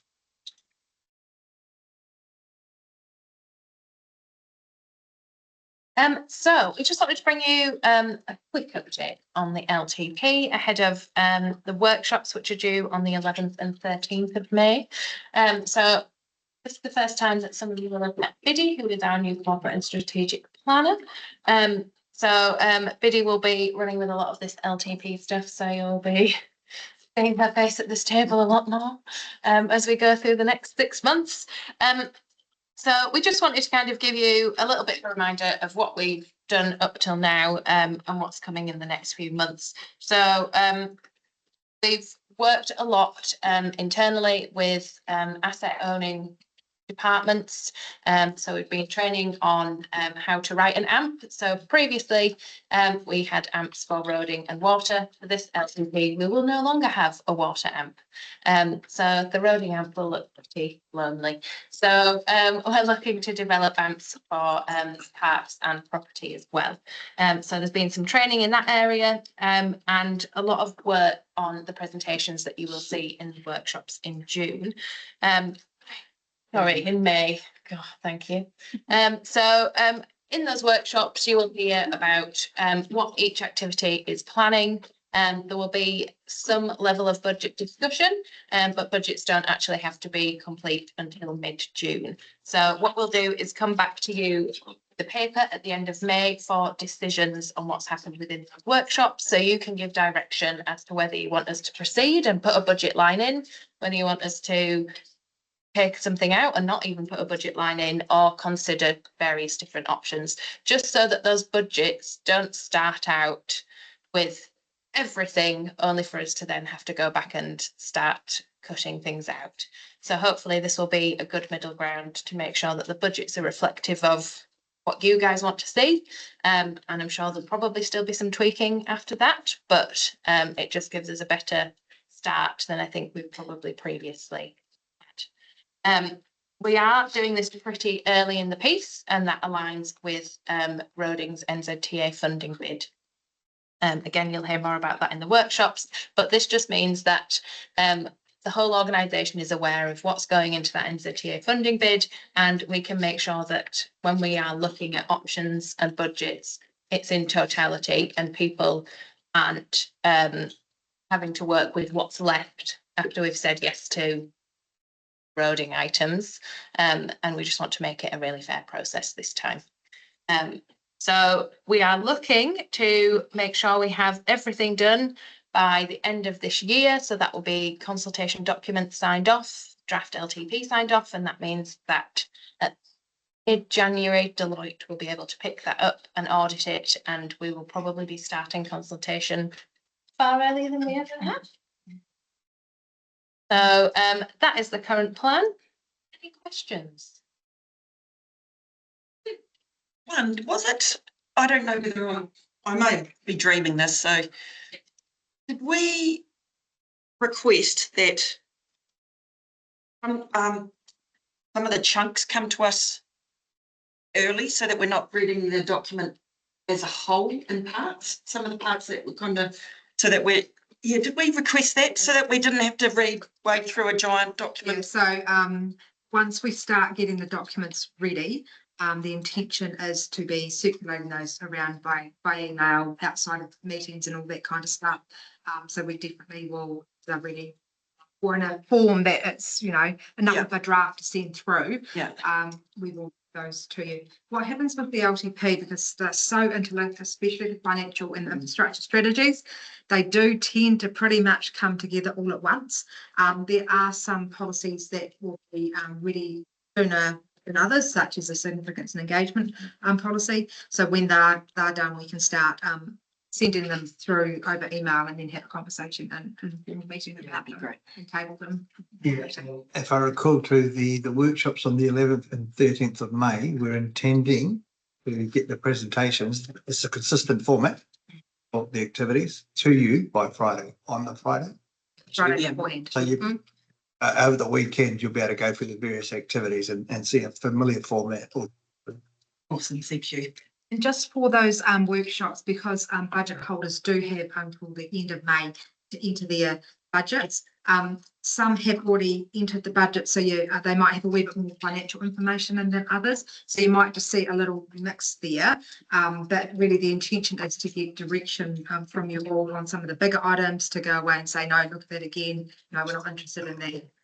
We like this option, not that option. So then the budget holders can go put that in the budget with the intention by June we are starting to present new budgets. Bye. Thank you very much. I like us progressing. We're a little bird this time, which is quite nice. Progressing through the, I don't know what through the document. flying animal we can have next time. Fine. Recommendation that the report be received and its contents noted. Thank you, Tracy. Seconded. Thank you, Andrew. All those in favour? Aye. Against? Carried. Yearly performance and business reporting. Welcome, Amelia. Thank you. So Q3, I think, I'll cross my fingers because I can't see exactly what you can see, but I think this time we've got the formatting right on this quarterly reporting appendix. So I'm hoping that third time's a charm. So this time round, we have seen a slight decrease in the performance measures that have been achieved. It's not a huge drop, but obviously by the end of Q4, we'll see what that looks like for the whole year, and be able to report on those annual measures.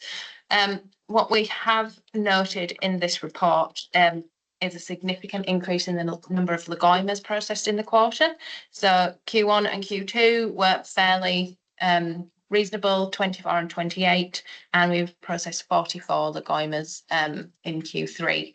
So quite a significant jump and a stretch on resource from across the business, really, because depending on what the legoima is, it might fall on different people, but that is quite linked with the fast track applications that we are seeing. So I know that you've been briefed separately on fast track, but that is becoming a real pull on resource and workloads, and we're just seeing more and more the doors there. Can I just ask, have we seen a reduction in those since a large amount of the information has become public on the fast track application website, on their website? Are we seeing less legoimas coming through the last year? It was fair to say, I think we had a few legoimas in between council's deliberations on the Minerals Act access agreement.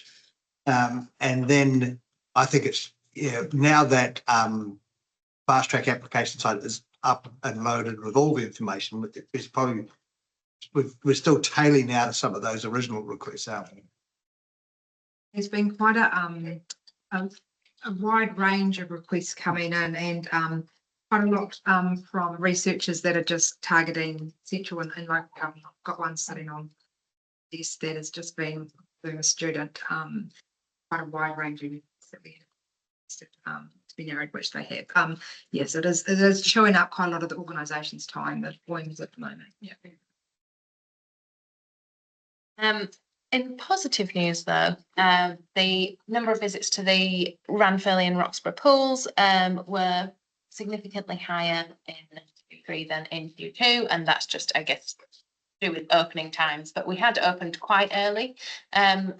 This time round, I think the earliest we'd opened those summer pools, so it was good to see that those numbers did really climb, and we also achieved pool safe accreditation in the quarter, which is always nice to see. We did see the number of vacancies increase in the quarter, but average time to recruit has dropped quarter on quarter since we started that reporting, which is pretty positive as well. Any questions?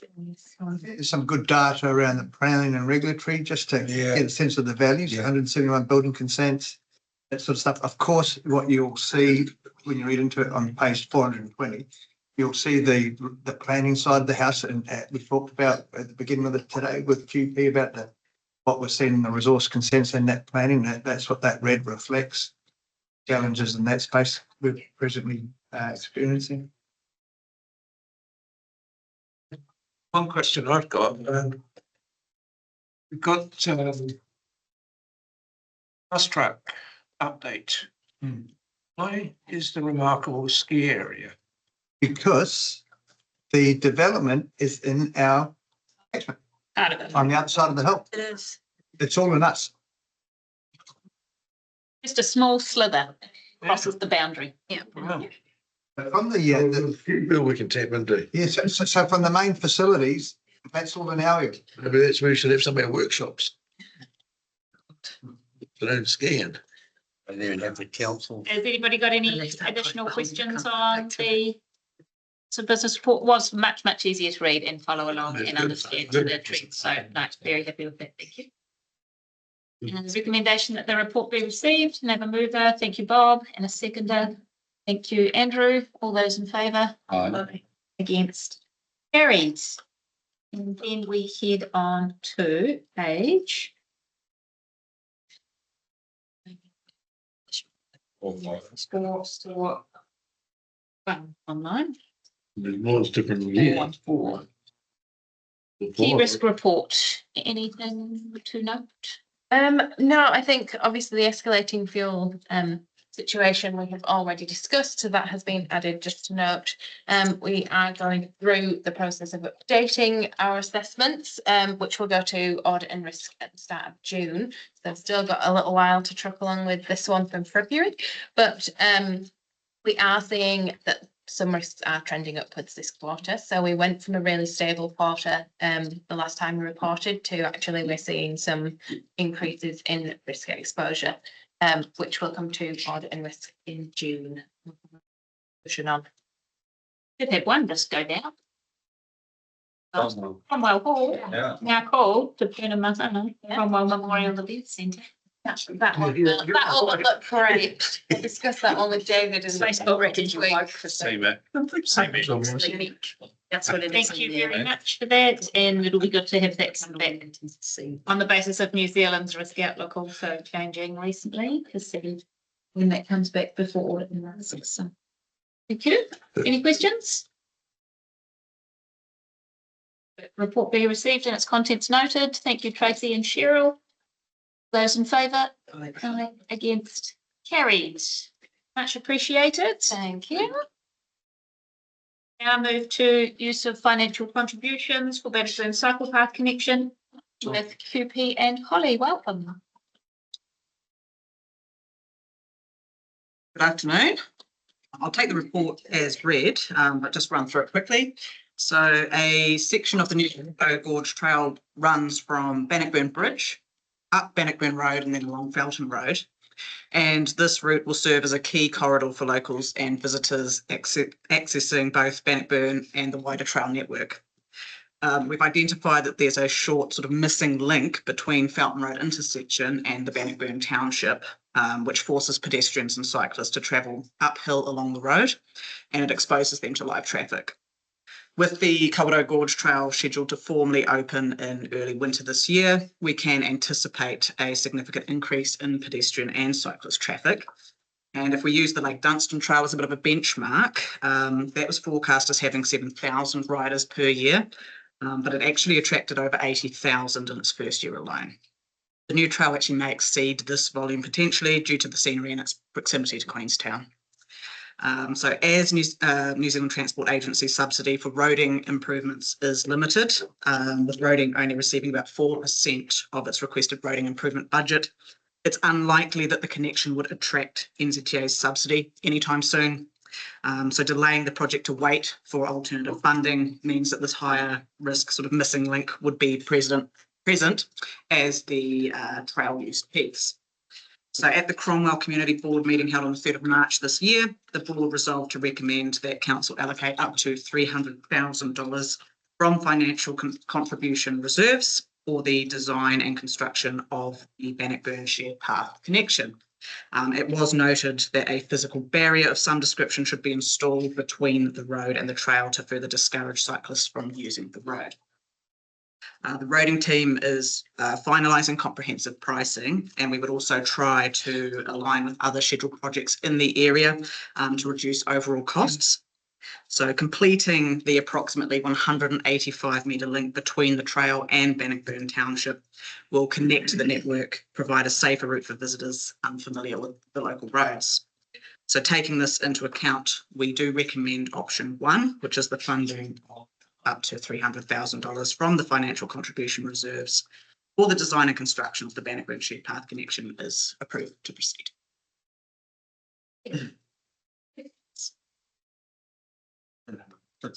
I'm looking at the Google map, there's been a lot of room for putting a barrier in and doing the cycle lane. I'm assuming the road team have. So what we'll be looking at is maybe some traffic separators at this stage rather than a formal barrier, but down at the corner where Felton Road is, there's currently a gap between the sort of little white fence. Yep. We'd look at closing that so that people are encouraged to move down to a safer area to do the initial crossing, and that will encourage them to stay on that side of the road. And it'll be a two-way trail, maybe up and down on the same trail. Yes, that's it on the same side. So one of the things we did look at in terms of there being two prices in the report. One being sort of a small stabilizing of the hill as it's sort of the road edge versus actually doing a full retaining structure all the way down and removal of those trees is where that higher price come from to really move it nearer the boundary to get it as far away as we can get it. This option still provides a safe separation in the first instance. Out of earlier paper today. What kind of trees are they? Do they have to be removed? And is those trees that are there going to cause us any issues? Long time, But they are poplar trees, and with this particular option, we would only be looking at trimming them back so people don't sort of hit them as they go past. It wouldn't be a removal. We would need to remove them if we were to go to the higher cost option of retaining and separating them completely. But because we're only suggesting having people running sort of parallel next to the road, it would just be trimming back. And no issues with, I'm just conscious of NZTA, they always talk about shading. Is there any risk with winter riding on that stretch if it's wet and? Will be an unsealed path. So yeah, so it'll be a gravel path. It'll be similar to other all connecting cycle trail track and different bits and pieces like that. And it's even amazing how many people use that now.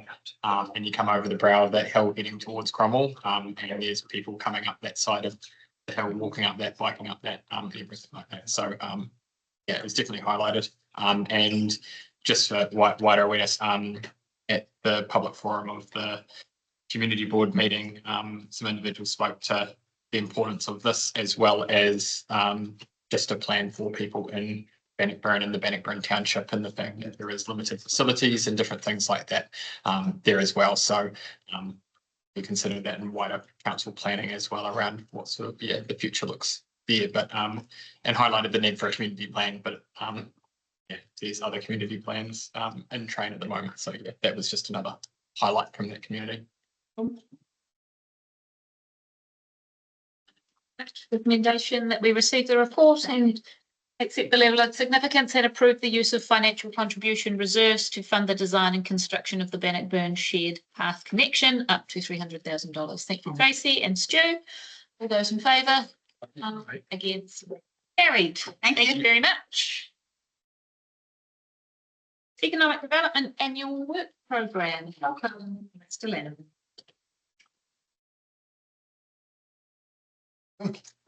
Yeah, good afternoon. So the purpose of this paper is to present the annual Economic Development Work Programme. You'll remember in January you adopted the Economic Development Strategy, and out of that falls an annual work programme. So the paper provides obviously what the programme is, provides a bit of a background in terms of the economic outlook and what's been happening out there. Obviously, the Middle East crisis is sort of top of mind when we think about the economy at the moment. But prior to that, nationally, our economy had been a bit sluggish. People talked about survive till 2025. It's 2025 and we're still surviving. But that did start to pick up at the end of 2025. Business confidence and household confidence lifted. And then along came the Middle East conflict. Locally, the key indicators that I look to in terms of economic performance are around those sort of unemployment figures. So that still stayed over 2025 super low for Central Otago. The flip side of that is the employment figures. So we get Benji Patterson produces for our regional group 6 monthly reports on the number of jobs filled at a district level, and from the report has the September figures, which showed things like a 3.5% increase over year on year. So it was about 550 more jobs in the district that were filled. And that was about 3.5% compared to a national average of basically flatlining. And Benji's actually just sent through the latest update, which showed from March this year compared to 12 months earlier, 3.4% job growth in the district against a national average of about 0.3%. And one of the highlights or standouts there was our primary sector. They had a significant uptick in jobs and a large employer as well. So I will circulate that two elected members, so you can sort of dive into a bit deeper there. Population growth, that's continued to increase, albeit a bit slower than what we've experienced in recent years.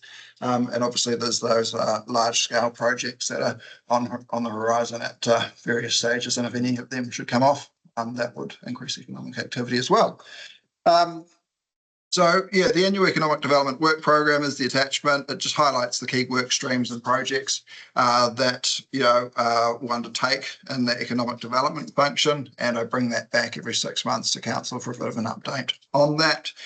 And tried to format in a way that basically gives a high level outline of what those key work streams are, but also their alignment back to the strategy as well, and that overarching goal of increasing productivity and thus incomes in the district.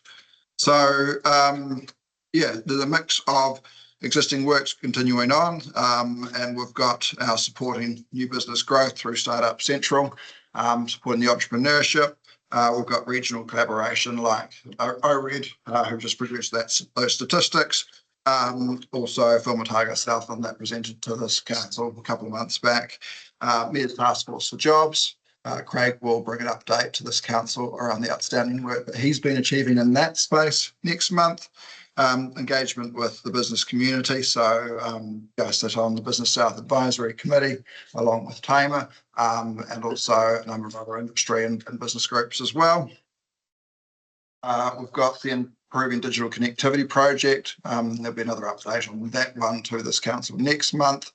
Anawhenua were quite engaged with the economic development strategy, and that engagement has continued on with the work program, which has been great to see. And so there's a lot of interest in terms of understanding what council's infrastructure program is going forward.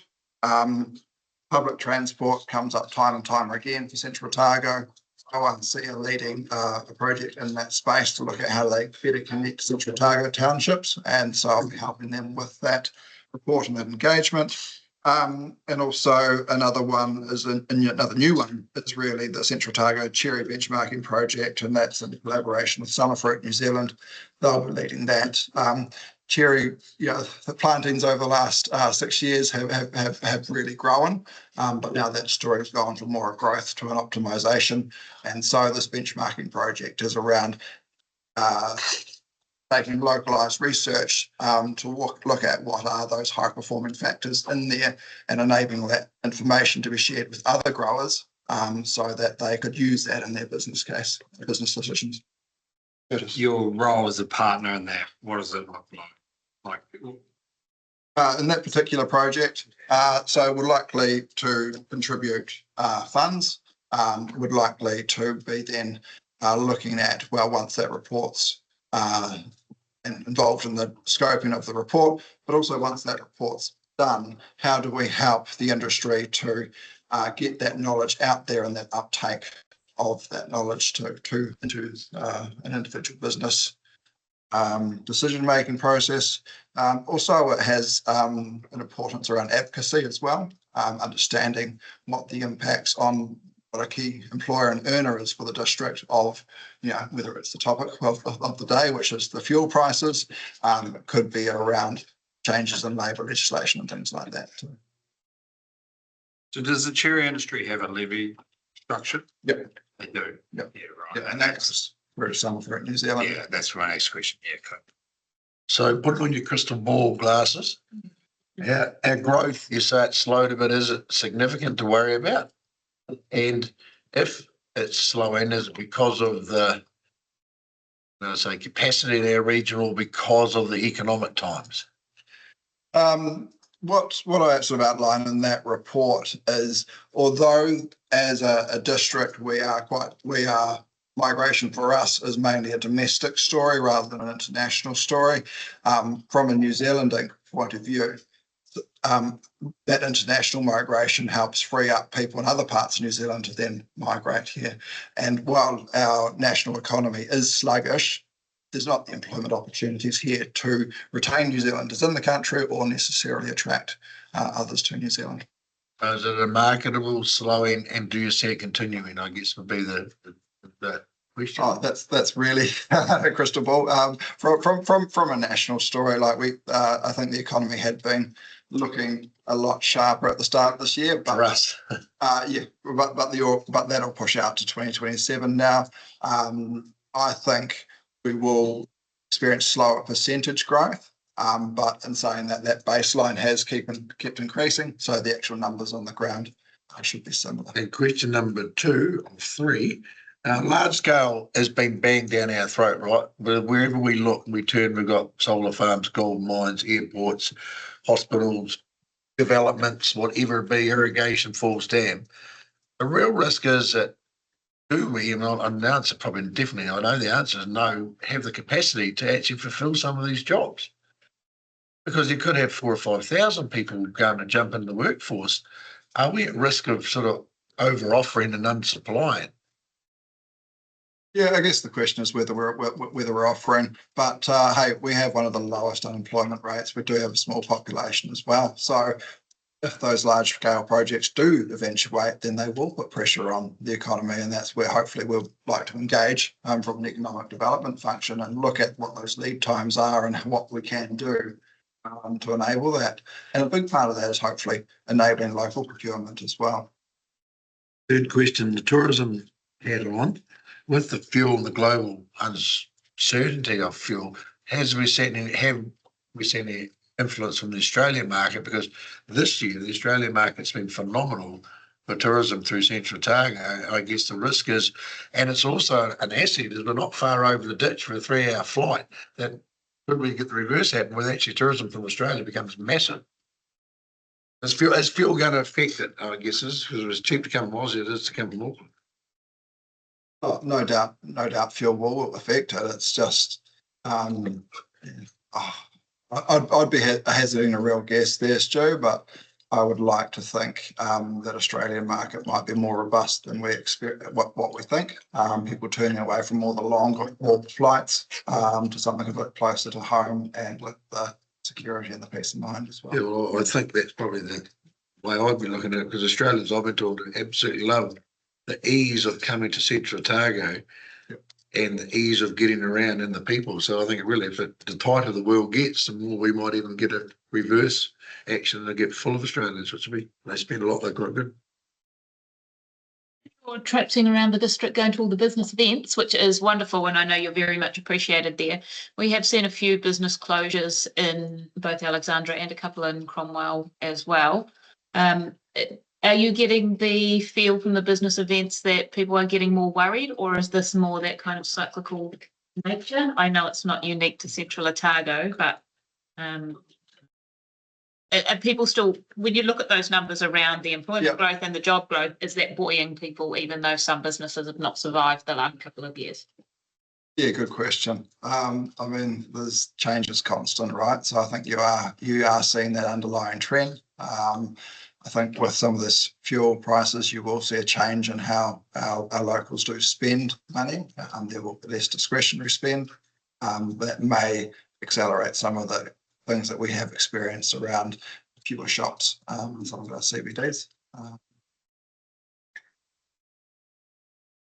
Hoping not, but just I mean, if you've noted public transport, I mean, it's pretty hard in our region, the old public transport discussion. Is there anything that you can say that we're moving towards, or is it just an ongoing discussion? No, the ORC have got a work program around producing this next report, my mind, in the next 3 months. So I want to let that play out and see where that lands. And then there could be alternatives in terms of, well, what are the options to work maybe more with some of our commercial transport operators to make some of their products a bit more visible, to connect people. Recommendation that the report be received and its contents noted. Stu's going to move that for us. Andrew will second it. All those in favour? Aye. Against? Carried. Much appreciated. Thank you. Now move to, and this did come before our last meeting, the updates of the elected members' allowances and reimbursements policy 454. In the vicinity. All right. All right. You get my smudge out. Welcome.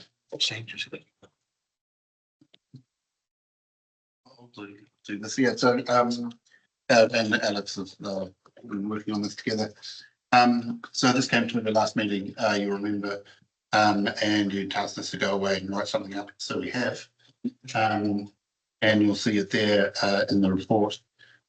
So, well, then I suppose there was a second little amendment, that we made just to acknowledge that. When community board members want to go to something, they need to get the permission of their board, but then acknowledging that they also have to come here because you hold the precedence. Open to any questions. You've got anything? The only thing I noted, sorry, you go first, Alex, because it might be the same thing. I know Councillor Dowling was just saying that he thinks it's a great excuse to get a new dog, so I like that. And he'll give me $1,000 a year to feed it. Good thinking. And on that, my only noting was in the security equipment, the first line, up to. If we can please put up to. For sure. Because I don't suspect that we will ever really get close to that if we had someone apply, but. We have taken another look into the question from last time and have the same answer. There's no provisions in there. What happens if your equipment gets old or needs replacing? It's just at the governance manager's discretion. And we'll add up to In security equipment. And hopefully this never has to come to play, but if they, and it's in relation to being on the board or on council for less than 1 year. Yeah. I understand if that is a choice, but if it is a serious illness or death, I don't think that a family should have to pay that back. We spent quite a lot of time in this and Wayne was comfortable that he had enough authority to make the call in those situations. And the other circumstance I wanted to run through at 1 year was if we were to trigger a by-election on the last possible day and that person didn't get elected the next point, that would be about 9 months. And again, Wayne felt that he had sufficient discretion to waive it in that instance. Hopefully with that maybe, just gives a little bit of leeway if there was to be something that you didn't really want to go and bother the family. Yeah. Something like that. Perfect. Thank you very much. Page 463, the private accommodation providers, if you go and stay at someone's place, you get $75 a night. $50 if you stay in private accommodation to cover accommodation only. Is that a set figure? That seems really low. I'm going to do a guess here and Wayne's going to tell me if I'm wrong, but most of these fees have been set by the remuneration authority directly. Yep. Yes. And they will have some modelling they've used, somewhere in their documents we could dig out for if you wanted. Yeah, you don't have to, as long as you're a business. Must be miserable. It might enable you to turn up to dinner at your friend's house with a bottle of wine, Andrew.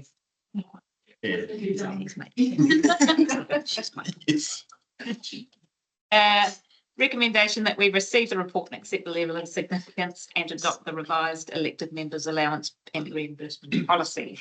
With that wording change. With the Up to. minor amendments, please. Oh, thank you. And seconded, Tracy. Those in favour? Against? Carried. Thank you very much for your work on that. It's been a long time. Well done. Thanks, Wayne. Right, CapEx update on the Puna Mahana Cromwell Memorial. Thank you. And just while Gareth prepares his voice, I'll just get Wayne to Get the word in first. bring up just a quick video. So I think the members might know we've had a time lapse camera up since we started building this. And part of that is we've just got a little bit of a time lapse. It's only 30 seconds, but you see it sort of coming up out of the ground where it was about a few days ago. So let's play it.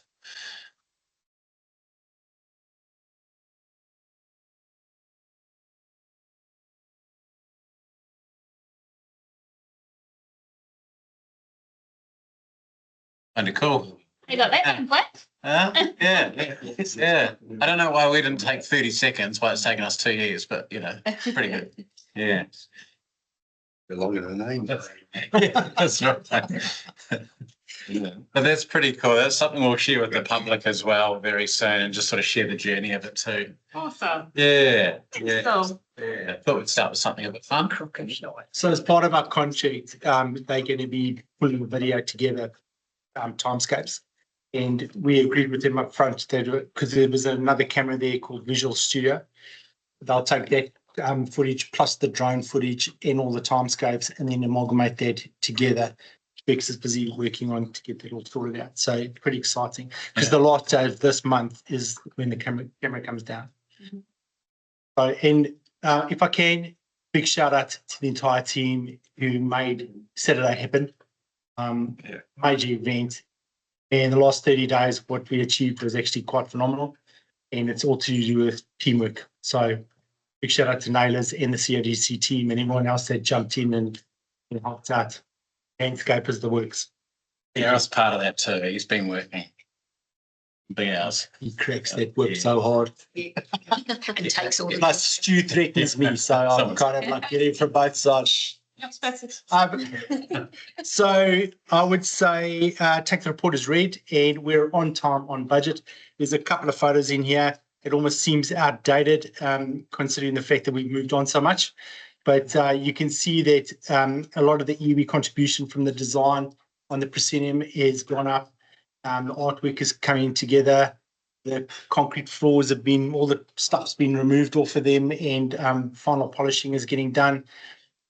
We're into defecting mode.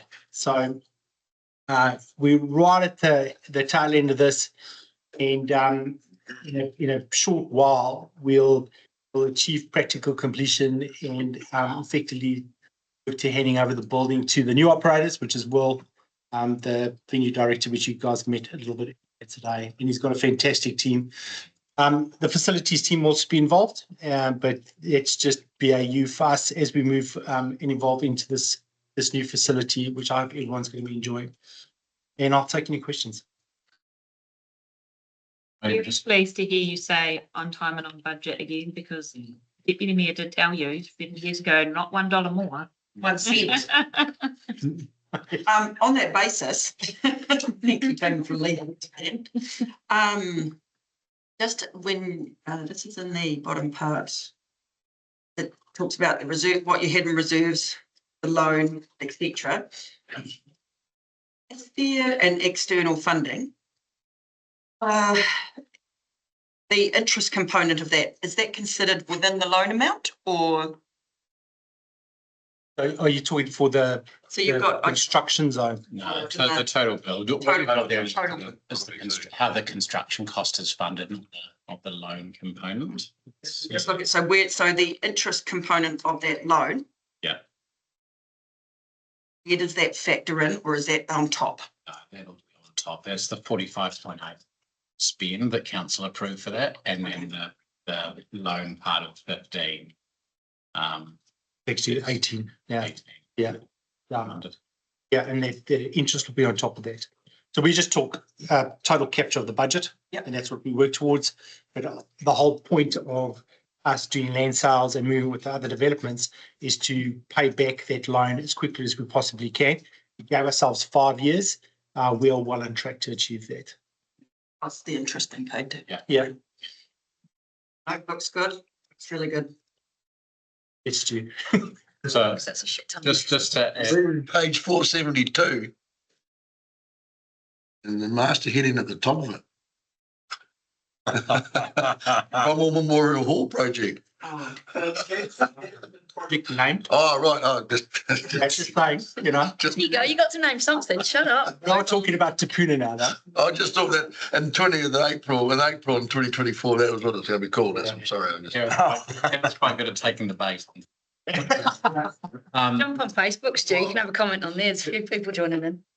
Yeah, so we are moving to, I guess, operationalise the building. So we are moving to practical completion where we'll get handed a big bunch of keys and all of the manuals and all that kind of stuff that come with it. So across really community experience group and sort of other parts of council as well. We've got the health and safety team going in there, look to write all the procedures and all of that kind of stuff. And so As we head out of the build component of practical completion, we go into our own construction phase where we're putting things like all the seats that we've purchased in there, EV gear that is all part of, it's already been bought, but we bought it under our IS team. So it's all being consistent from around the district.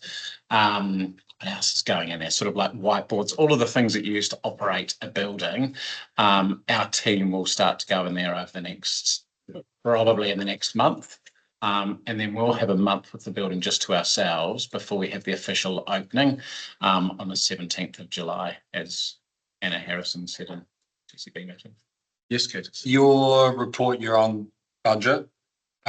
Just for clarity in the next paper, you've got an unfavourable year-to-date variance on the project. So is that going to be caught up between now and opening? Yeah, so the way you work on a project management, your final bill is your last check that you write. Yes, so it'll be quite small by the reading. And for those that are new to this, we always knew we were going to be spending the large portion of contingency up front. And the only reason we did, so we negotiated a sort of 94% fixed price contract, but there was an unknown factor. So ground conditions and stuff that we hadn't done the exploratory works with. And believe me, everything that could be thrown at us was thrown at us right in the beginning. But it played out, those of us doing this a long time, we knew exactly what was happening and no one was panicking. And you can see that's why we were quite confident moving through this build. We've had many good, robust conversations. We've had pain and suffering from all sides. So contractors that we'll hold to account on the fixed price. We've held our designers to account. Everyone has contributed towards this. What I can say is on the back of this, there's been a couple of things that Naylor Love have done. As an example, the framing of all the mirrors in the toilets and the backboard of the toilets, the back piece on the above the toilet is all the old flooring from the building. They've done it all on their own. No one